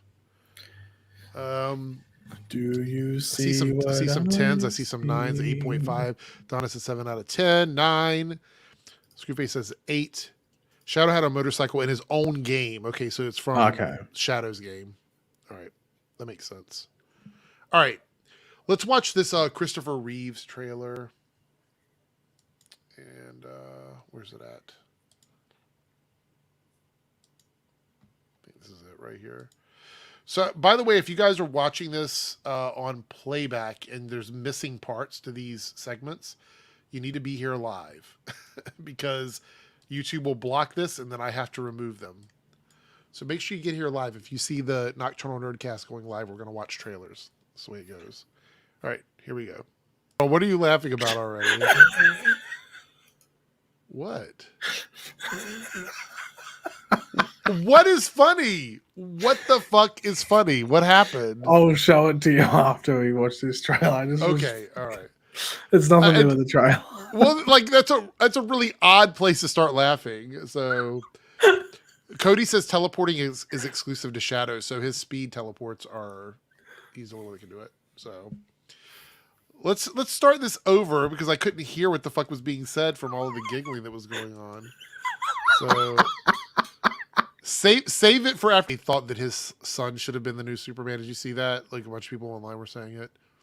Yeah, but that probably would have helped if he was an actor. Maybe if he was an actor, then maybe. Yeah, I mean, people were saying that based on just the fact that he is Christopher's son, and it's like, okay. I mean, I guess that's all it takes for some people, but I would like to have people that can actually do the job to be in the role. But yeah, you know, it is what it is. This movie, holy shit! Like that's super emotional. Just that little bit right there. Like I don't know how the fuck I'm going to sit through this movie because I'm definitely going to see it. But just like the impact of all of this is very how quickly, because by all accounts, this is a person that could have gone on to be like a massive, like, I mean, he is a massive star. Clearly people remember him and they adore him. We all do. But could you imagine like the levels of success that he probably could have reached had this accident not happened? I mean, this is someone who like the world was laid out in front of him. You know what I'm saying? Yeah. Well, Well, because a lot of people don't know, I guess, specifically the story because it's not necessarily just about him. Like a lot of people don't know. Like a lot of people, it might be spoiling the movie, but it's just how it is. His wife died like a year after he. Oh no, I think a year after Christopher Reeve died, she got diagnosed with lung cancer. Well, I mean, this isn't just a movie; it's like a documentary, so there's really no. And then a year after she got diagnosed, she died from lung Yeah. cancer. I think she died from the lung cancer. So like the whole story is very tragic in regards to the Reeve family as a whole, because they went through that process with their father where he went through this and then lived on with this thing. And then his wife, Dana, or Dana, whichever way you want to pronounce it, spent all of her time. They created that foundation and she was by his side. Then, of course, he passed away eventually. And then she only passed away soon after. And her battle was incredibly short with what she went through as well. And it affected the family. But then their foundation continues on until the present day, helping people in a much bigger way than they were able to back then. Yeah. Which then emphasizes the whole Superman aspect as well because of how much attention they brought to it. Sorry for spoiling the movie. Still go watch it. But No, I mean, I knew most of this already. Yeah. I don't know, kind of giving a little bit in the trailers. I mean, I sort of have to, I guess, sort of like it's a way to push the emphasis on the inspiration side of things. I highly doubt that I'll probably spoil them. A lot of people complaining about this. Did you see that as well? Yeah, but at the end of the day, they're all pieces of shit. So, like, that's just I think I know who you're talking about. I saw people trying to say that There's DC certain large accounts on social media there's connected to DC, DC. like they're trying to say that DC Studios or James Gunn, because once again it's a James Gunn thing that people are attacking, or Warner Brothers, they're once again milking Christopher Reeve for money, as if like the documentary wasn't completely done. Then DC Studios was like, hold on, why don't we buy it so it has a bigger platform and more people see it? Right. Yeah. I don't know why people have to be like pieces of shit just for the sake of being pieces of shit. I feel like internet cloud has turned people in the fucking like. I'm sure they were doing this. This is going to be a hit tweet. I'm going to get a bunch of engagement off of it, and it doesn't fucking matter. I think that's what it is. They just don't see it that way. Like they're like, I would rather.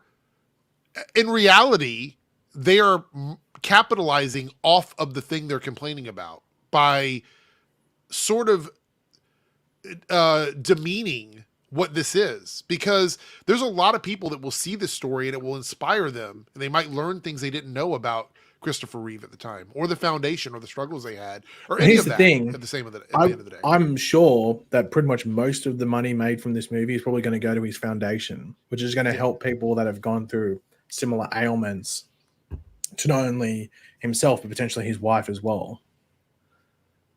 Yeah, I don't know. I'm going to be there watching this as soon as it comes out. I'm sure it's going to be playing in a lot of theaters. And this will, I think, help people sort of just appreciate the humanity of a lot of the actors that are doing what they're doing in the industry, and the means that they have and the things they can do with their celebrity. Well, I think this will really show like true, like, whether it's, philanthropy or just actually backing something. And then of course some of the other stuff we see online where people go, oh, I care about this, but it's like, do you actually really? Yeah. Because like putting essentially money where your mouth is in regards to all of it. I wish I had the clip right now. There was a clip earlier that I saw like while I was at work, and I should have bookmarked it, but there was somebody hosting a town hall on Twitter Spaces. And they were complaining about people that have connections, people with status, not doing enough to help certain communities. And I don't want to make it political. I'm not even going to say what it was specifically. But the thing was, some of the people in that chat who are internet celebrities or influencer celebrities could not even name organizations that they supposedly cared about. They couldn't name what they were. They got the names wrong. They couldn't name representatives politically that are near them that are involved with these organizations. Like literally the person that was on the chat with them was a politician who does make all of these, like pushes these laws and these bills through and everything, and told them like, the problem is you getting on the internet and screaming about what you need, but you can't name the organizations that take care of those needs. You can't name your representatives where you live that you would write to. You can't even name any charities that go to any of these things. But you get on social media and you talk about it all day long. And so that's a problem. So here you have a celebrity who, in the face of all this adversity, went through and did all these amazing things. And it just shows you, like, you have a lot of celebrities that are in perfect health that have the means to do so many things, and they're not doing anything. And it doesn't even have to be for show. Christopher Reeve was not using all of this to further his career. He legitimately wanted to help people. And that's very rare. We don't really see that much in modern times. Yeah. There's a lot of virtue signaling, and social clout, and a lot of people here on YouTube that do the same thing. A lot of people on Twitter that want you to believe that what you're doing is changing culture and making things better for people. And it's fucking not. It's not. Complaining about stuff does not fix things. You want to provide solutions. You don't want to just talk about the problems. And I think that's a big issue. But I think one of the, like, because I remember I've seen, like, the reason I knew, like, stuff about his wife and everything is I think it's a 60 minutes thing. I think you can probably look it up on YouTube. I don't know. I don't think I watched it on YouTube. But I think you might be able to find it on YouTube. It's just like a 60 minutes thing, and it was on Christopher Reeve. And it was like sort of like a compilation thing, because I think they've done multiple stories on it, because they did one obviously when he had his accident and all that process, and then when he sort of started doing all the stuff in public, and then sort of like the tragic stuff that happened afterwards, where what happened to his wife shortly after he passed away and stuff like that. I think it's on YouTube. Might be able to find it. Yeah.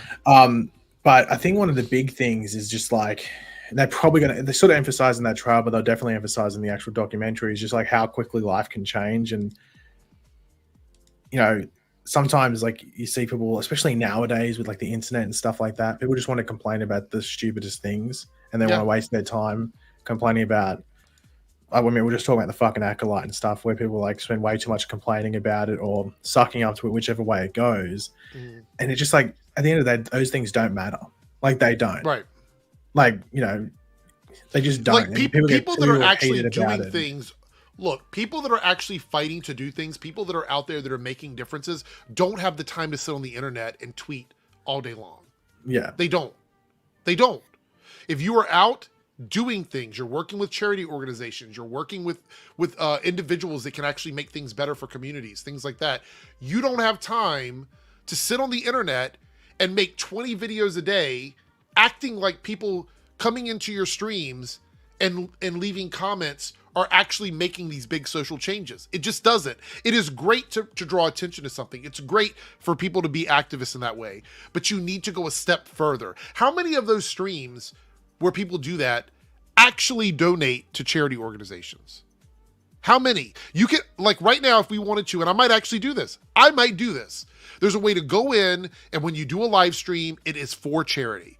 Literally all of the donations, all of the ad revenue, everything for that video goes to a charity. You can easily do it. You have these guys with 200, 300, 400,000 subscribers could easily do one stream, donate to charity, and probably send over a few $100s to those charities when they stream. But none of them will do that. None of them will put their money where their mouth is. They will not do it because it's all about them. It is 100% about them. So that's why I get so frustrated when they're like, oh, we're fighting back against woke ideology. No, you're not. You're making money off of people being angry. That's what you're doing. You're not making any differences. You're not making any change. You're excited that a show was canceled. Please explain to me how that fixes anything. How that changes anything. Doesn't do anything. It doesn't make any difference. It's a Hollywood production where a bunch of people lost their jobs because the show underperformed. And guess what? There'll be another show out tomorrow. That's just the way it is. So let us end this stream with something a little bit different. I've got a video clip here that someone sent to me. Hold on. Yeah. Before we do that. Yeah. Just to clear myself, because I was laughing at the beginning of that trailer. Go ahead. This is what I was laughing at. All right, here we go.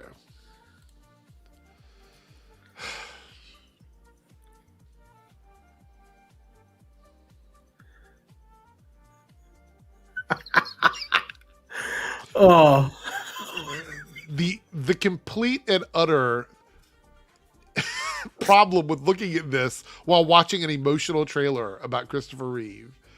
Like, I just wanted to clear my name, and that's okay. That's You're not trying to get canceled. Well, maybe, I don't know, but I just wanted to clarify. Haven't you been canceled so so many times before, I believe. Maybe Like- I don't know. This might be the 17th. Let's talk to the West Island shippers. I'm sure they. Yeah, I'm sure they got it. times. So, Yeah. all right. So this was sent to me. This is the last Speaking thing of, we're gonna. speaking of like, yeah, fucking go get ahead. out of the house. Yeah. Aren't you glad we don't have to deal with that anymore? That was a nightmare. That whole scenario. They were still It trying to says- fuck it with says us the- recently. No, they were still trying to fuck with us recently. You remember that fake ass Oh, yeah, they used, screenshot that was sent out? yeah, they used a comment that I left on your video and that you'd love hard. What do they call like super liked? I don't know what it is. Yeah. The thing we did the heart thing, and then they like did a really bad Photoshop where it said like Iris should have been kicked off the show and it should have been the Cecile show. It was like, it was like, Yeah, shit, yeah, it was, yeah. like, And I'm not like, how I talk at all. Why the fuck are we talking about that in 2024? Like, what the Yeah. fuck? It was so stupid. I don't even have it anymore. It was just really Okay. dumb. I was Yeah. like, fucking whatever. All right, so this clip was sent to me, and this is from Twitter, but unless the person wants to come forward, we're not going to say the name. But they sent it to me. They were like, "What do you think about this?" This is a clip of Army Hammer. Okay, have you seen this clip yet? No. Okay. Now, if you guys don't remember, I'm gonna say this in like a coded way because I don't want YouTube to flag it. This would definitely end up in the shits for this one. Army Hammer was accused of having a fetish for being a zombie, if that makes any sense. Like you know what a zombie does? Zombies eat people. He was Yeah. accused of having that fetish. And that is the bridge we're going to use to connect that story. So since then, he has been pretty much canceled from Hollywood. Talk about people being canceled. This motherfucker has been canceled. Like nothing, no projects whatsoever. So this is Army Hammer. And I was like, all I know is what the caption said. I have not watched the video. So let's see. Because this person was like, you have to watch this. So let's see what this is from Army Hammer. So I've been back in LA for a couple of weeks now. Oh, This is my truck. wait a minute. So maybe he's going to be coming back. A new movie? Has he been cast as Reverse Flash? Why is he back in LA? All right. He's got a new truck. Here we go. I bought this for myself in 2017 as a Christmas gift for myself. Because I Wait. Did he just say it was a new truck? Did he say new truck? Hold on. for a couple of weeks now. This is my truck.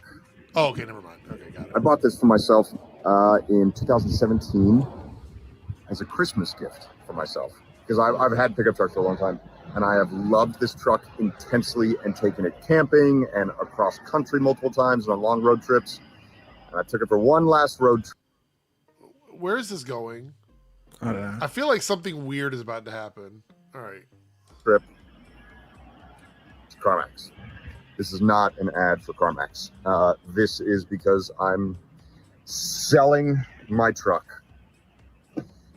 Since being back in LA, I have put about $400 or $500 worth of gas in it, and I can't afford it. I can't afford the gas anymore. Oh, maybe he is still canceled. What do You we gotta think? remember, he wasn't like really in a franchise thing, like a proper franchise thing. Yeah. So like he wasn't in like, the Marvel. I mean, he was cast as Batman, but he didn't actually get to play him. I'm sure he got some money from that. 3Dub has shown up at the very end of the stream. Like literally the very end of the stream. I literally just woke up too. Oh my god. That would explain it. I was like, wait a minute, what's going on here? All right, so let's see where he's going with this. He's selling the truck. All right. I mean, this truck, like kids home from the hospital, all that stuff. Amazing trips. But you know what? That's okay. I got a new car. It's tiny. It's a hybrid. I'm probably going to put about $10 of gas in it a month. And this is it. What was the point? Where was of that this posted video? to? Twitter. Oh, okay, it's actually okay. I wasn't really Kid- sure if like it was on Instagram or something. Okay, so wasn't he like fan casted as a character? Weren't people fan casting him as somebody? Fire casting as Green Lantern for a while, Okay. I think. Before he started. Oh, never mind. Which is weird because like we're talking about Almost Ezra. said it. Well, we're talking about Ezra Miller and stuff before, and I remember seeing something where like his situation is interesting. Like he clearly wasn't taking part in like cannibalism and stuff like that they were talking about. Right. But there was just some weird stuff where he was like using it to like flirt with people and stuff. So like there was nothing really like overly wrong with it, but it was also just like sort of weird. Well, Like, first of all, in order for him to have done that, there would have to be some sort of missing person that had something happen to them. That was never an issue. Like I think you know what it was his just one the is? it was just the fetish itself that was the problem. I think with the Army Hammer one is like I think he was one of those people where I don't know if like the general public really liked him too much, so he was definitely an easy target. So when that thing came up where he was like texting whoever it was, I don't even know who he was texting. Wasn't it like a former girlfriend or something? I don't know what it was. It was just an easy thing, and then like it just obviously it's the internet, so it piles on and stuff, and it avalanche or snowballs down a hill and stuff like that. Yeah. But yeah, why is he back in LA though? Like if you don't have money, why would you live in LA? I think he's been cast as Green Lantern. I think he's going to be in the DCU. What do you think? Well, okay, well Eric's decided to troll, but I do wonder if he's actually making an acting comeback because he's a decent actor. It's once again, it's sort of symbolized like if you like, but I don't think he did necessarily anything like ridiculously wrong. It was just sort of fucking a bit odd. Like weird shit. It was weird shit. Well, yeah, it was like It was fetish really talk, weird but like a lot of time with like fetish talk and some of that stuff that's like over the top. It's like, okay, well, you're actually not going to do that. Like it's pretty obvious. Like if you're going to do it, you'd fucking do it. You wouldn't tell people you're going to do it. It's like the ultimate kink shame. It's like, hey, Eric, I love cutting up bodies. By the way, hold on, I'm just going to go murder someone and do that. Oh no! There we go. There goes. Don't tell there anyone. goes the whole stream. Can you mind There not goes telling the anyone that I told you? whole Because stream it'd be right nice. there. It's By live. the way, Yeah. by the way, just going down to Snowtown for a minute. Just got to put some bodies in some Oh, barrels. no. Don't tell Oh, anyone, no. by the way. Oh no! Oh no! Can you not tell anyone that? There we Cheers. go. So 3W, you missed everything pretty much. Actually, Well, to be yeah. fair, I just realized didn't Army Hammer get a massive divorce, so he probably have to get rid of half of his estate. Yeah, I think so. So there, that would explain the money issues as well. But I have seen. Life lesson. I've seen. Actually, it doesn't fucking matter nowadays, doesn't it? Because you got the was it de facto? If you're together for more than 5 years, they get half anyway. Yeah. So don't get married. But anyway, RIP the dream there. I've seen Sonic 3, so I had a podcast yesterday, so you know. Did you see the trailer? What the for... fuck is going on with that chair? What chair? Someone. Oh, that's a neighbor that gave me a chair. I was going Oh, to say, yeah. it looks like someone's. I was decayed wondering, it. like, if you were doing aerobics on it or something, and you rubbed Yeah, it all or over all being this- No, incredibly you know, squeezy on it, something My like neighbor's that. cute, so I kept it. So Oh. Wait, is that for sniffing purposes? You might get Army Hammer cancelled. We have a super chat here from Stagger Voice about the CW. We talked about this the other day, but we didn't really go in detail about it. The CW has replaced Superman and Lois lead out. The Librarian spinoff, which I was looking forward to, has been replaced with a reality show. What happened with that page? You said that the show has already been filmed, but they moved it off the schedule or something? Is that what you said? No, so the CW gave the rights up to TNT because it had been on TNT. Like that's where the movie had started. So now the CW is going to be listed as the production company for it. But it's going to be on So a now- different network. But now, so the Librarians is now making the CW a studio. So it's going to be made by the CW studios now. Sea Devil, So now they've been forced into a new not far off. business method, which could actually save the CW. If Or they do something more that than they one, didn't- this one show's If they not do gonna more save than it. one. So yeah, if they actually want to use it as a legitimate thing, because now Wildcards is going to be under that because that's CW made. Before it was just, I guess, whatever, but now they've actually had to They because can be wanted to- making a return from the dark. The CW well, it just means they're return. going to be like a very small level studio that can sell out if they want to. But the thing is that you're not. I don't think you're going to get Netflix buying anything. It's going to be little like rare instances like this, and also the own shows that they make. So before it probably wasn't worth it. Actually, probably it wasn't worth it business wise because they can just air it. But now because of this Librarians thing, they can actually make a decent amount of money, I guess, off leasing that to TNT. Which, funnily enough, which- is Warner Brothers. I was going to say, so the funny thing about this, not only that, but this is exactly why Warner Brothers and CBS offloaded the CW, was they didn't want to sell shows to the CW anymore. They want But now they're buying shows off the CW. Fucking crazy. Thank you. Zaya says, do you think Fantastic Four is going to make $1 billion? I don't know enough about the movie yet to make that determination. I need to look at it. Do you One think, simple thing. If they put Robert Downey Jr. in the trailer, there's your billion. There's probably 1.5 billion. Yeah. I also think there's a lot of hype around it, so I mean, it could. It has the potential. But if the trailer looks like shit, it's not going to make $1 billion.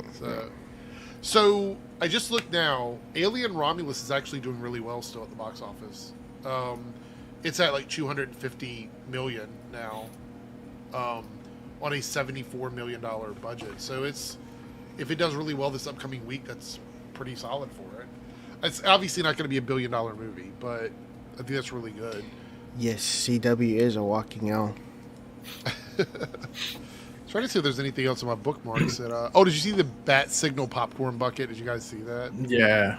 Oh, God, yeah. They're going over the top with these popcorn buckets now, man. The year of That the one's cool though, popcorn lights buckets. I have a video to show Eric. James Spader's going to be returning as Ultron for Vision Quest. Also, saw that. Oh, and not just as a cameo. That's going to be great. Apparently, there also there's like a rumor going around that he's actually going to be the human version too. Oh, weird. Probably doesn't want to wear the Make- mocap suit anymore. Makes sense. You know, a lot of people were giving me shit about my take on Harley Quinn the other night in the comments. I was like, what the fuck? Which Harley Quinn? Why was I getting attacked for it? For the Lady Gaga stuff. Because I was like, I said that why would you change it so much if you just wanted it to be Harley? It seems a little weird to me to change it that much. And people were like, oh, it's a different version. I'm like, that's literally, I talked about that in the video. I just said for me personally, it was a little weird they changed so much of Harley. But people are going to attack, I guess. It can still be a different version with the same thing that makes Harley Quinn Harley Quinn. Yeah. Okay. All right, I'm afraid of this video. Okay, you ready? No, but go ahead. Yeah. Wow. That you know they don't sell bagged milk in the United States. At least I don't think I've ever seen it. That's in Australia either. It's a Canadian thing. And for whatever creepy reason they do it. I don't know why they do it either. Actually, you know what I had like 3 days ago, which I haven't had in years? A chocolate milk. Like a good one, like a good quality chocolate milk from like a glass bottle and stuff like that. Felt sick afterwards. Like 3 hours later, I was like, that was not a good idea. Yeah, I haven't had it in forever. Now that you mentioned That's that. because you have like strawberry milk or something like that, don't you? We have a lot Banana of milk. different flavored milks here, honestly. Let's see, what else do I have here in my bookmarks? I have a We few have different blue things. milk. Apparently, that's a Star Wars thing. Apparently, it tastes like ass. What? Oh, the blue milk. Oh, It's blue Yeah. coloring. Food a friend of mine works at the Dollar Tree, and apparently they have like the energy drinks. What are they called? G Fuel, but it's the ones that are the video game G Fuel version. I literally thought you were going to say C4. like the actual like energy drink in a can of G Fuel, like the Dollar Tree, and I was like, holy shit, the Dollar Tree has that. Basically, the Dollar Tree is now like bringing in like really good content that is not going to be $1. It's going to be like $5. I think they're 3, testing 2. that in some places where you can, it goes up to like $5. So let me say this: we've been renovating the house. Like we've got a room where we've had to like change pretty much everything out of it, and we had 3 things that we put up for sale. One of them was a TV with a TV stand and a surround sound system. I didn't realize this, but nobody wants TV stands anymore. Like the ones where you have the shelves where you put your like DVD player, your game system, all that stuff or whatever. Every single person that contacted me did not want the entertainment stand. They just wanted the TV. Is that weird? Is it like that everywhere, or is it just around here? It's probably because they already have a TV stand. Maybe. That's a Or good that's point, or actually. or it's a really good TV and they can find it's not their style. Yeah, I'm not sure, but they didn't want that. So that I put it outside because we have like a bulk pickup for our trash collection, and I was like, I'm not going to be able to get rid of this. I ended up selling the TV. The surround sound didn't sell. I still have it because the person that wanted the TV didn't want the surround sound. So now I have a Blu-ray player with like 8 speakers and a bass speaker that I don't know what I'm going to do with. But I have that. We put the stand outside to get picked up by collections, like for the trash collections to come around, and someone took it. So I'm like, literally we were selling it for like $20 and nobody wanted it, and then I put it outside and someone fucking takes it. And I'm like, are you kidding me? Apparently they want it for free. I guess. So weird. We also had an exercise bike. We got a new one, so we're getting rid of the old one. I don't really exercise, so it wasn't for me. But we got rid of the old one. We had that on sale for like $5. It was the cheapest you could possibly go on the marketplace to sell. Nobody wanted it. I put it out, and overnight somebody took the fucking exercise bike. I'm like, are you kidding me? $5? I would have given them $5 to take it. Next time I'm just going to put it outside. Oh, man, that's what you always do that. You just put the stuff out there and you just wait. I used to put the stuff in there, and I'd be like, either there's a bunch of shit out the front of this place, come look at it if you want to, or it'd be like a specific thing, like saying old chair, old couch, old table, or something like that, and just chuck it out the front. I mean, literally, we were charging a little bit for it just to see if we could get a little money out of it, but ultimately, we just wanted it gone. We just wanted it out of the house. We didn't want to pay to have movers come and get it. What were you looking at? Why are you sharing this? I just thought you might want to see some of the Australian snacks. What was this? What is Coles? Coles is the shopping center or the shopping supermarket. It's like Walmart, right? Wait, you call yours Stacks? We call ours Pringles. Snacks? Stacks. Stacks are like a generic. Oh no, they're Lay's. They're Lay's Stacks. They're like Our Pringles generic brand ripoff. is Eric. Pringles. You made me think of Pringles, and I had them right here on my desk. I love those things. I wish I could buy them as easily as you do. Well, the mint slice for $2. That's about $2.50. That's about $1.50 American, $1.75 American. Mm-hmm.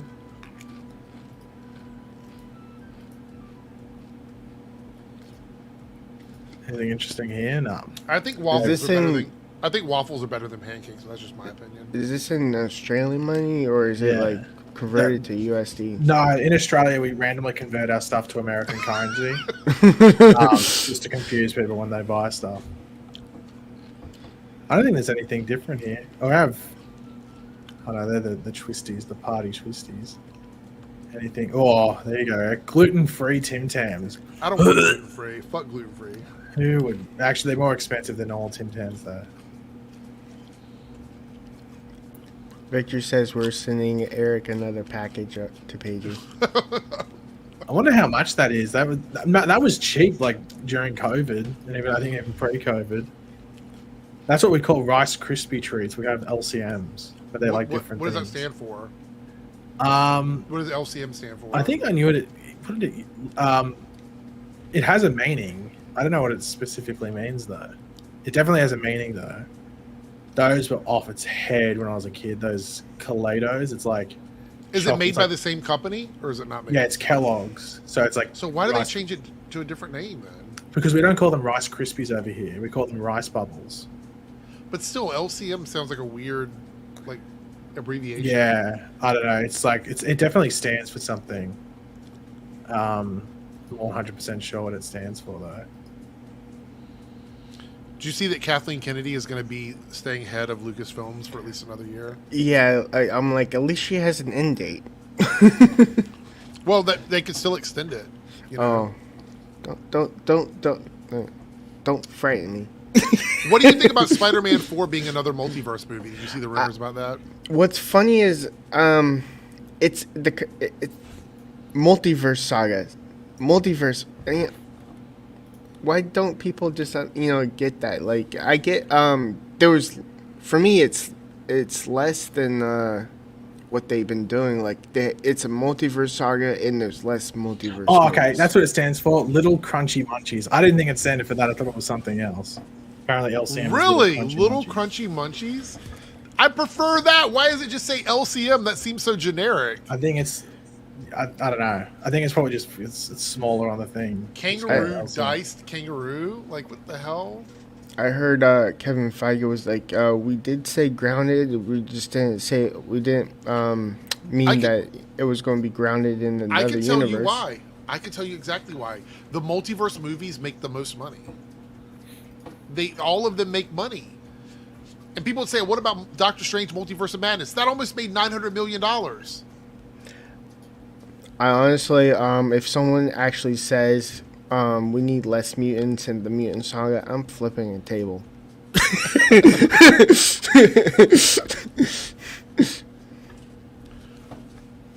see here. I'm trying to see. I think I got everything. There was a game that came out that apparently doesn't have a lot of players or something, a Sony game. What is it called?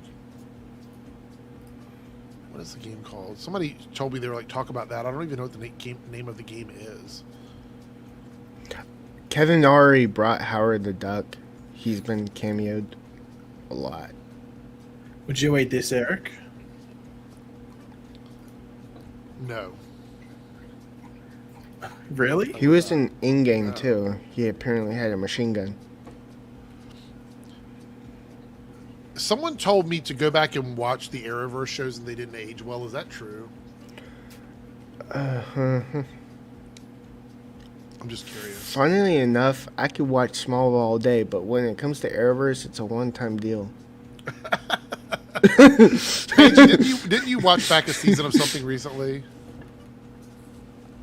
I don't think so. I watched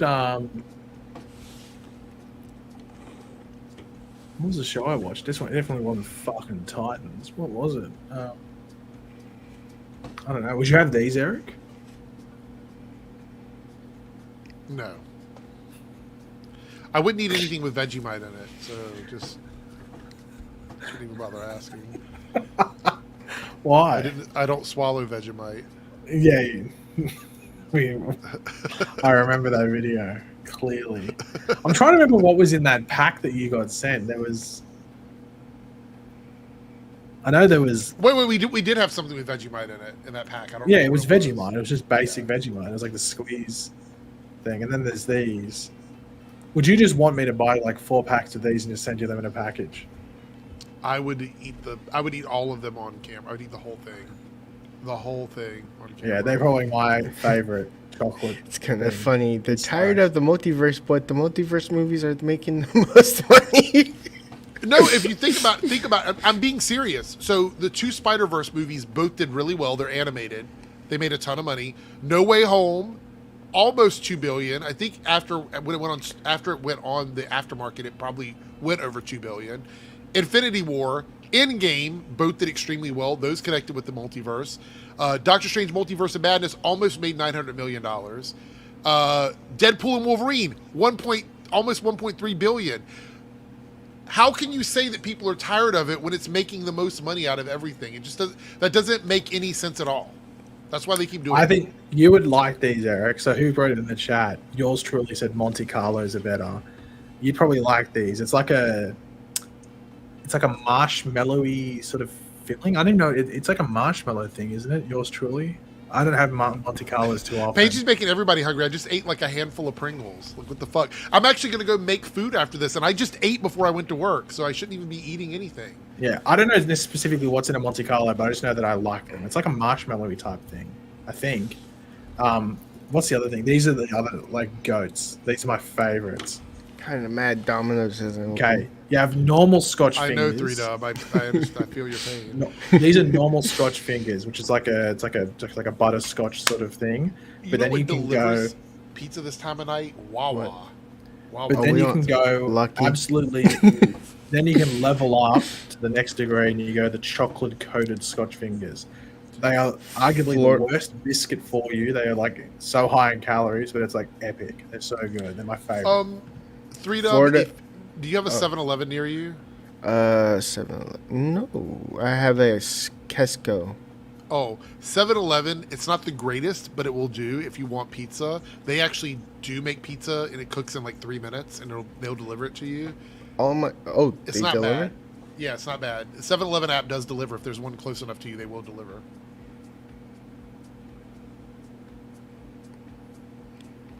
The one Arnett's across the, Venetian? literally across the Yeah. street is they stopped making food at 12. Not the biggest fan of these. My nan likes them. They got like little things in them. I'm not too sure. Not the biggest fan of them. I wonder, did you have these? These are dangerous. Iced Vovos. It's like jam. Is that with is like, that pizza? Oh, go ahead. It's like desiccated coconut on the top. Wait, did you get lamingtons, Eric, in those things I sent you? No, I don't think you had a No. lamington. No. Okay. Lamington is that- the thing that I don't think would last because it's like a cake. Cody, I would say that in the MCU, time travel and multiverse are pretty much intrinsically connected because time travel creates new realities and new spaces, and that's how the other timelines are done. So unless you're talking about like different dimensions like Dormammu and stuff, I think as far as I know, unless I'm wrong, the timeline stuff is the way the multiverse is created in the Yeah. MCU. Loki kind of touches base on it a lot. It's because he basically when he took the Tesseract, he basically created a timeline, and that's the whole premise of Loki. Let's see here. And yes, I could see your argument about Infinity War not having anything related to any of that stuff, but Infinity War is directly connected to Endgame, and the events in Endgame require Infinity War to happen. So to me, that one story, the two movies being uniquely connected means that all of it is a time travel / multiverse story. But I understand what you're saying. That wouldn't have had any impact on the money the movie made. But to be clear, I think Infinity War would have made the money it made if they would have had a shoe floating in the ocean. I mean, it was one of those movies like where you could have had people playing hopscotch and it would have made that much money. It really was different. I'm kind of shocked that there is no like fallout. I get there are some mistakes that happened, but overall it didn't like change the timeline much. What do you with mean? the in game because of they basically like put the Infinity Stones back where they on the timeline that they found them. And I mean, there were probably small changes, but not enough to like screw up everything. one big change is the keeper of the time stone, I believe, the green one, had a conversation with someone in the past. Usually, Oh my god! when you talk to someone in the past, it changes the future. Yeah. Oh, But apparently, she knew about Doctor Strange way before he actually came. Yeah. I'm gonna have to go to my email and just look something up. How much did I pay for this a couple of years ago? Oh, you think they've gone up in the price for these? I was having a look. I'm just making sure. I want to see how much it's increased. Is it giving me a fucking thing? The fact that No, the whole- I'm seeing some crazy price right there. Well, I And I'm mean, like literally, I don't expect you to do it. Like, it's, the fact that the Hulk was embarrassed about Okay. himself. it's definitely gone up in price. Not by a ridiculous amount. I thought it was a lot, but it's gone up in price. The old down under box, the thing that you got sent. I think it looks like it comes with the same crap though. so why did they increase the price then? I wonder. Probably just inflation in general. Like I guess it's coming from Australia now. Stuff is, mate, go to the shops here and you're like, God, I'm poor now. So expensive food. I guess it's the same in America. Everything's gone up in price. I almost had a heart attack the other day when I got fuel. It's like, what? So I drove away. I'm like, I'll get it another day. So what's that pizza place that you called again? Which Wawa's? one? Wawa's? 7-Eleven? Oh, Wawa's? Wawa. Yeah, Wawa's around here do pizza delivery 24 hours a day. Wow, we don't It's actually. Wawa's is when it- people is- go get drinks or something. It's a gas station that has a restaurant in it. Oh, okay. I was like, is it like I have never heard of Wawa's before. Yeah, I don't so- think we Man, have they one might in Florida. be broken. What You is saw that that video cat? of the cat?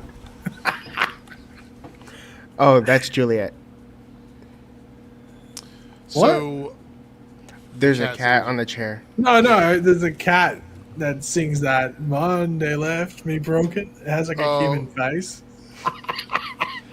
see, No, if you go to Victor- Wawa here, Victor you can basically order. asked. You get a choice on a signature pizza, create your own, or a personal pizza. And they start at 4, but they deliver pizza all night long. Is it good? Yeah, it's really good. It's like Sure. yeah, like it's like a hand tossed pizza. It's really good. Hmm. Well, no, Staggervore. It's not like it's. Look, put it this way: it's better than pizza and it's better than Papa John's. It's But are not those as two good as things Domino's. arse? In America, they're not great. Wawa is like that middle pizza where it's like good, and if you get it really hot, like it's fresh from Wawa, it's above average. But in America, delivery pizza doesn't get better than Domino's. I don't care where you are. If it is a Domino's, it's a corporate Domino's. It's not a franchise, and they have all the right ingredients. It is the best pizza you can get delivered. I will say that the one franchise that comes to mind, aka CC's Pizza, is not that great. No, but that's like a buffet pizza place where you go Yeah. and it's like all you can eat shit. I'm like, No it's wonder. basically like thin. So- A Wawa pizza is like $14 for a large pizza. Oh my god! CC's Pizza only capers. $5. I've known of them for ages. Yours truly. There's also crust. You can't forget crust. But I guess they have pizza capers in areas where there isn't crust, because pizza capers used to be near where I used to live, and there wasn't a crust near there. My favorite's the pan pizza on Domino's. I can't pass that up. Monday left me broken. I'm kind of like, I want a large pan pizza. They need to make large. So here's the thing, 3Dub. Do you have like do you do microwave or oven for like making food at your house? Like what do you Both. Okay. If you go to Domino's, always order a second pizza when they do the 2 pizza deal. Wrap it in foil and keep it in your fridge. And then late at night when you're really hungry, you set your oven to like 350 and you put, especially if you do a pan pizza, you put it in your oven for about 20 minutes at 350 and it's literally like getting it fresh from Domino's in like the middle of the night. Wow. Yeah, it's really good. So it has to be covered in aluminum foil though, because you don't want the moisture to like escape. So I'm trying to see something here. Let's see.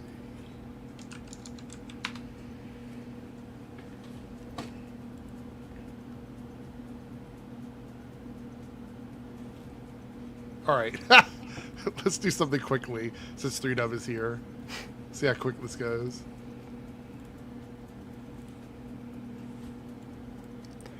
You see what this is? You see what it is? All right. Pizza. Wow. It's ranking pizza places. So, Paigey, you can chime in on this too.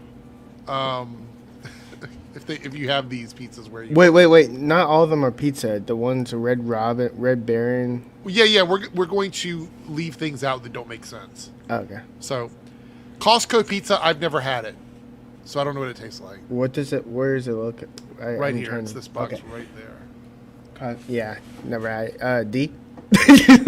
Yeah. So we're gonna put it here because I've never had it. Domino's. Domino's is S. S tier all day in America. Is Domino's S tier in Australia or no? S tier. No, I won't put Domino's S tier. It's probably like A tier. Like this is probably only, Really? Really? Wow. Domino's You never is had good pan because pizza, huh? It's good price and stuff like that. But I wouldn't put it.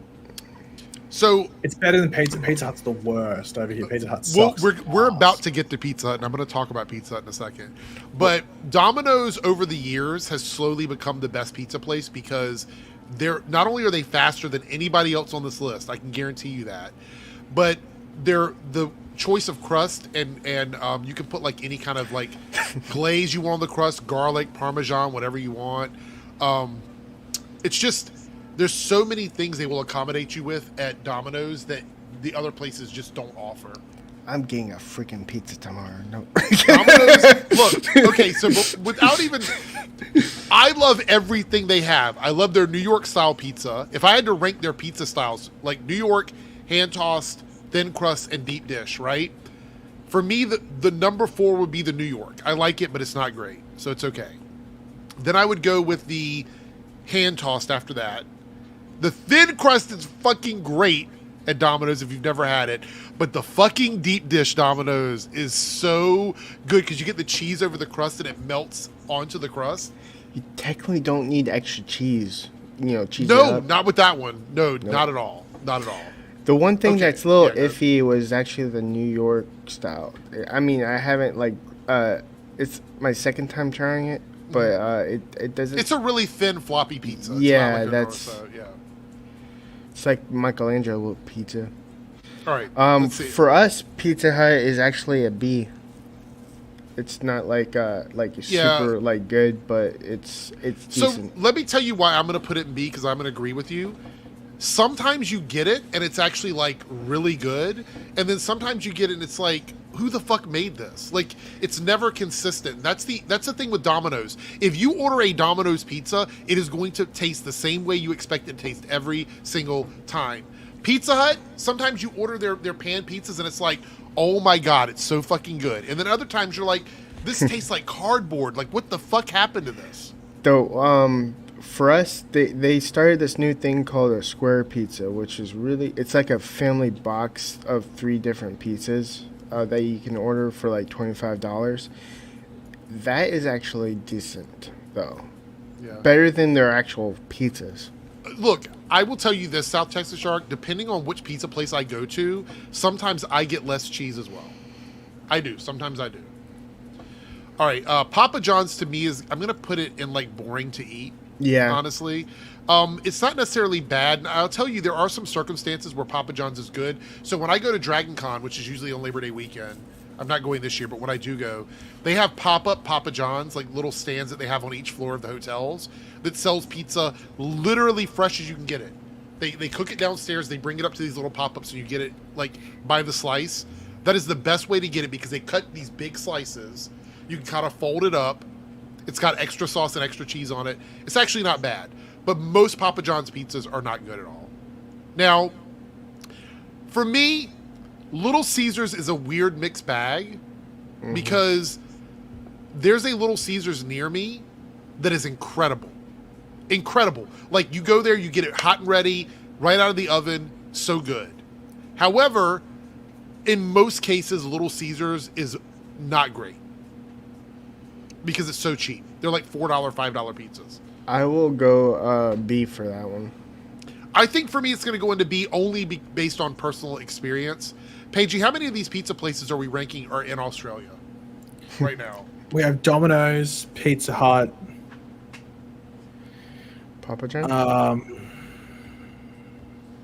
Apparently they're opening Chuck E. Cheese, or some like a company in Australia acquired the rights to open Chuck E. Cheese restaurants here. But There's a goldfish pizza. What the fuck? I think Yeah, that's we're it. good. I feel like Little Caesars tried it in Australia, it didn't work or something like that. Well, I But in like Australia, Little we Caesars have- when they did the pizza, and you get it in like a cardboard box with a bag on it instead of a pizza box.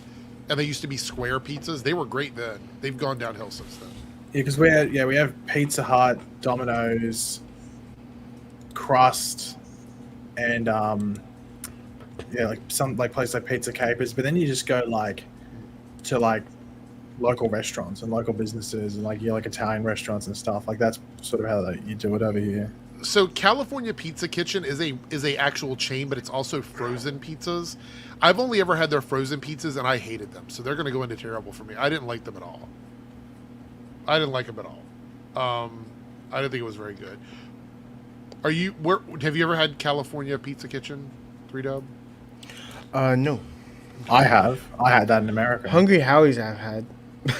Where I don't know where remember to rank that. Where would you put I it? remember, man. I remember Um, California Pizza Kitchen was overpriced as shit. We were like, oh, we'll It's get it. boring Lunch. for me. It was fucked. It was Boring. overpriced. I've never had Hungry. Look, Um, DiGiorno. People hate on DiGiorno. I'm gonna put it in pretty good. I feel like DiGiorno is pretty good. In my opinion. Yeah. The only thing good like that comes out of Hungry Howie's is actually their sandwich pizzas. Yeah.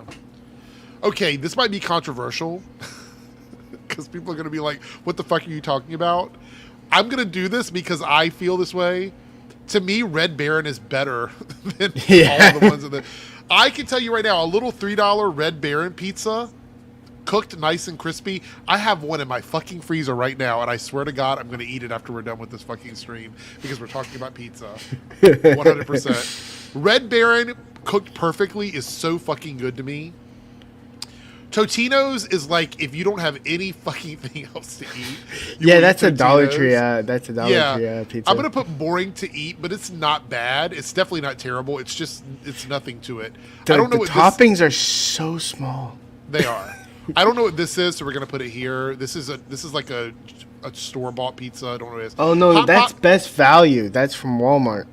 is that terrible taste or boring to eat? For Oh yeah, terrible. you? Okay. terrible. So Hot Pockets will burn the fuck out of your mouth, as everybody knows, but they're not bad. So I'm gonna put Hot Pockets at pretty good because I think they're okay. Bagel Bites are goated. I love Bagel Bites. I'm sorry. Totino's pizza rolls are goated. I love those things too. Is this pizza? Oh, this is Pizza Pringles. Amazing. Wow. S tier. S tier. I eat No these need to things vote here, all people. the fucking time. All the time. Where would you put Pizza Pringles if it was your list, 3Dub? Where would you put it? Never had it. We don't actually have it. What? Here? We don't have it here. Okay. Combos pizza flavor. I get these on road trips. They're pretty good. They're not something I would eat at home, but they're okay for road trips. What's funny is we have Pringles pizza, which is really good, but I have never had Lay's pizza. No, Oh. he's talking about Pringles, pizza Pringles. Yeah. Didn't you say you we- have them? No. We don't have Lay's pizza, but we have pizza Pringles. Oh, but you just never had them. No, we okay. don't have them in store. Oh, The okay. Lay's pizza. So the Lay's pizza, yeah, I've never had this, but I can tell you right now, I bet you Australia has it. But theirs is probably not named Lay's. It's probably whatever that other brand is, right? Bays. What is your yes. Lay's? Is it called Crap. Lay's? We have Lay's over here, but like most of the stuff we see, it's Smith's. Put it down here only because I don't know. Goldfish pizza is okay. I'm gonna put boring to eat. They're Wait, okay. you actually had that? Yeah. Yeah, Wow. they're good. They're just not great. Again, we don't have that in Florida. Hunt Brothers Pizza. I don't know what that is. No, I don't either. Okay. Cece's Pizza is garbage. This is going to the bottom. Too. That is the worst We were fucking just talking pizza. about it. $5 gets you all you can eat, but trust me, you will feel like you want that $5 back after you've had some slices of Cece's. I'm surprised there is no Sam's Club pizza. Those are really good. They're also big. Yeah, I think they- those pizzas are very, very nice. Those Dr. Oetker. Oh. Do you have them in America? No. I will say that, yes, Cece's Pizza when I was a kid was goated because you could just keep going back and getting pizza, but I didn't realize how bad it was. Jet's Pizza we have local to me, and I think it's really good. Again, we don't have that. They do all crust pizzas. So basically, there's no slice of pizza that doesn't have crust. So if you get like a deep dish pizza, you get 4 corners. There's no insert pieces or anything like that. You can put So- Chuck E. Cheese down below and terrible. Yeah, it is. Chuck E. Cheese is awful. That's worse. I've never than had CC's. Blaze Pizza. I don't know where that is, so that's gonna be one of terrible. We're Never running had out of round- terrible. Round table. McDonald's Pizza. I've only ever had this in Florida. There is a McDonald's in Florida that has pizza, and I Where? will tell you right now, it's down like in Orlando. So Yep, that explains it. It's this not- is boring to eat. It doesn't taste terrible, but it is a very boring pizza. And I admit, I love the Burger King pizza. So There's good. a bird. Is it? No. What the fuck is wrong with America, right? Pretty Burger good. King Pretty pizza, good. So. McDonald's pizza, all What is these this? frozen pizzas as Yeah, I well. don't know what It's cool. this is right here. This is Is that- It looks like tortilla pizza. I don't know. I'm gonna put it there. I don't know what it is. Yeah, sorry. Oh, so Uh, it does go up. Okay. Is that Chick-fil-A? Chick-fil-A pizza? Oh, seriously? I've never had it. Cheese-It pizza? What the fuck? I've had The this. It's cheese-up. okay. We've had- It's okay. yeah. It's all right. We It's not have really that. a real pizza. We've had that in Australia. The KFC cheats up, the chicken pizza. I don't know what Barrow's pizza is. So It's a Barrow. Yeah. Dairy Queen pizza. Hold on. I'm gonna see what that looks like. Ice cream pizza? Let's see. Yeah, it's an ice cream pizza. That shouldn't even be on this list. Like, why is it on this list? Because it's ice cream. That's offensive. I'm They offended have by the that. cheetah there, which is literally just a chicken fillet with cheese and it's just a Parmesan. I never or something. had Cheez-It pizza, but Stuffed I'm Cheez-It pizza. going to assume it's terrible. Yeah, it's just is the pizza market that strong that just every man and the dog is just making pizza? Oh, these were from Pizza Hut. I remember them. I did have them. They were awful as shit. So you ordered them and they come there. It's a pizza. It says it right there on the bottom. It's a Pizza Hut thing, but it's made by Cheez-It. It's the grossest thing I've ever fucking had. I hated it. It was so bad. All right. Sbarro pizza is mall pizza. However, I'm going to tell you right now, I love Sbarro's. I think it's good. I know people make fun of it, but if you get it freshly made Sbarro's pizza, I will say, like, Sbarro is kind of similar to Sam's Club pizza, which is a great taste. so we have mod pizza. Do you have that down in Florida? Or do you have it in Australia? Yeah, we have that down here. What the fuck is mod? So like, is okay. that modified pizza? No, it's Is that called like- mod. It's because you can modify your pizza 100%. What's Like, next? DLC. You can modify your pizza anyway. no, but I mean, like, this is one of those things, like, you know, Chipotle and all of these places where you go in, like Subway, and you just tell them how to make it right in front of you. That's what mod pizza is. You So stand it's there like a and Sam's, not Sam's. It's like a Subway. yes, You go down but the with line pizza. and pizza. Yeah. But it's really good. So it's going in the S tier. It's so good because it's you can do like a thin or a thick crust, and it like gets really crunchy. And I love crunchy pizza. Godfather's Pizza is the OG motherfucking shit. I love Godfather's Pizza. It was so greasy back in the day. You would get your pepperonis would cup up, and they would just fill up with pizza grease, and it was so fucking good. Another thing we don't have. So good. Godfather's Pizza, no But longer around. Completely Godfather, gone. There we go. You could go in there and get a $6 pizza. I had my first ever big birthday party was at a Godfather's Pizza, and we went in there, and we were able to basically fill the place up with people. We paid for my whole birthday party for like $40, and we had like a stack of pizzas. Where does Three Dub live in the middle of no? It's a small town. I actually think Murphy's Pizza, if I remember correctly, it's one where you buy it and you have to cook it at home. I've never had it. Anybody else familiar with this one at all? No. Again, I live in a small town. Right. Well, All right. 3 small towns because all of our cities are kind of like connected. All the way I to am very Destin. confident that this list, outside of the stuff that I haven't tasted, is the 100% accurate tier list of fast food pizza. It is accurate. I don't think the list gets any fucking better than this. I'm telling you right now, this is the list. If you are ordering pizza tomorrow, you need to look at this list and act accordingly. And if you notice, there's only one nationwide pizza chain in the S tier, and it's motherfucking Domino's. What's funny is the only pizza I can order actually in the S tier is Domino's. Well, then you need to order that tomorrow, and you need to order a deep dish. Yes, that's my go. Didn't you make a large deep dish pizza? I know they only do medium, Yeah, unfortunately.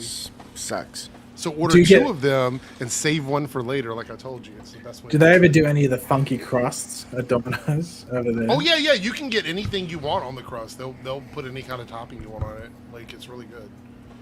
you get They the also hot- give options of, like, I think they have like a low carb crust too, like a gluten Yeah, free but one. I that's was gonna taste actually- like You know that's going to taste like shit. I'm sorry. If you're getting pizza, just take the carbs with it. You have cheese and fatty meat and grease. Like, I'm sorry. Oh, no, it has to be low carb. I was actually introduced to barbecue instead of the tomato pizza, you know, like the normal style. It's actually really good.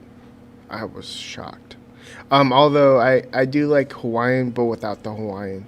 Stop the cap right now. We're not going to be telling lies in here.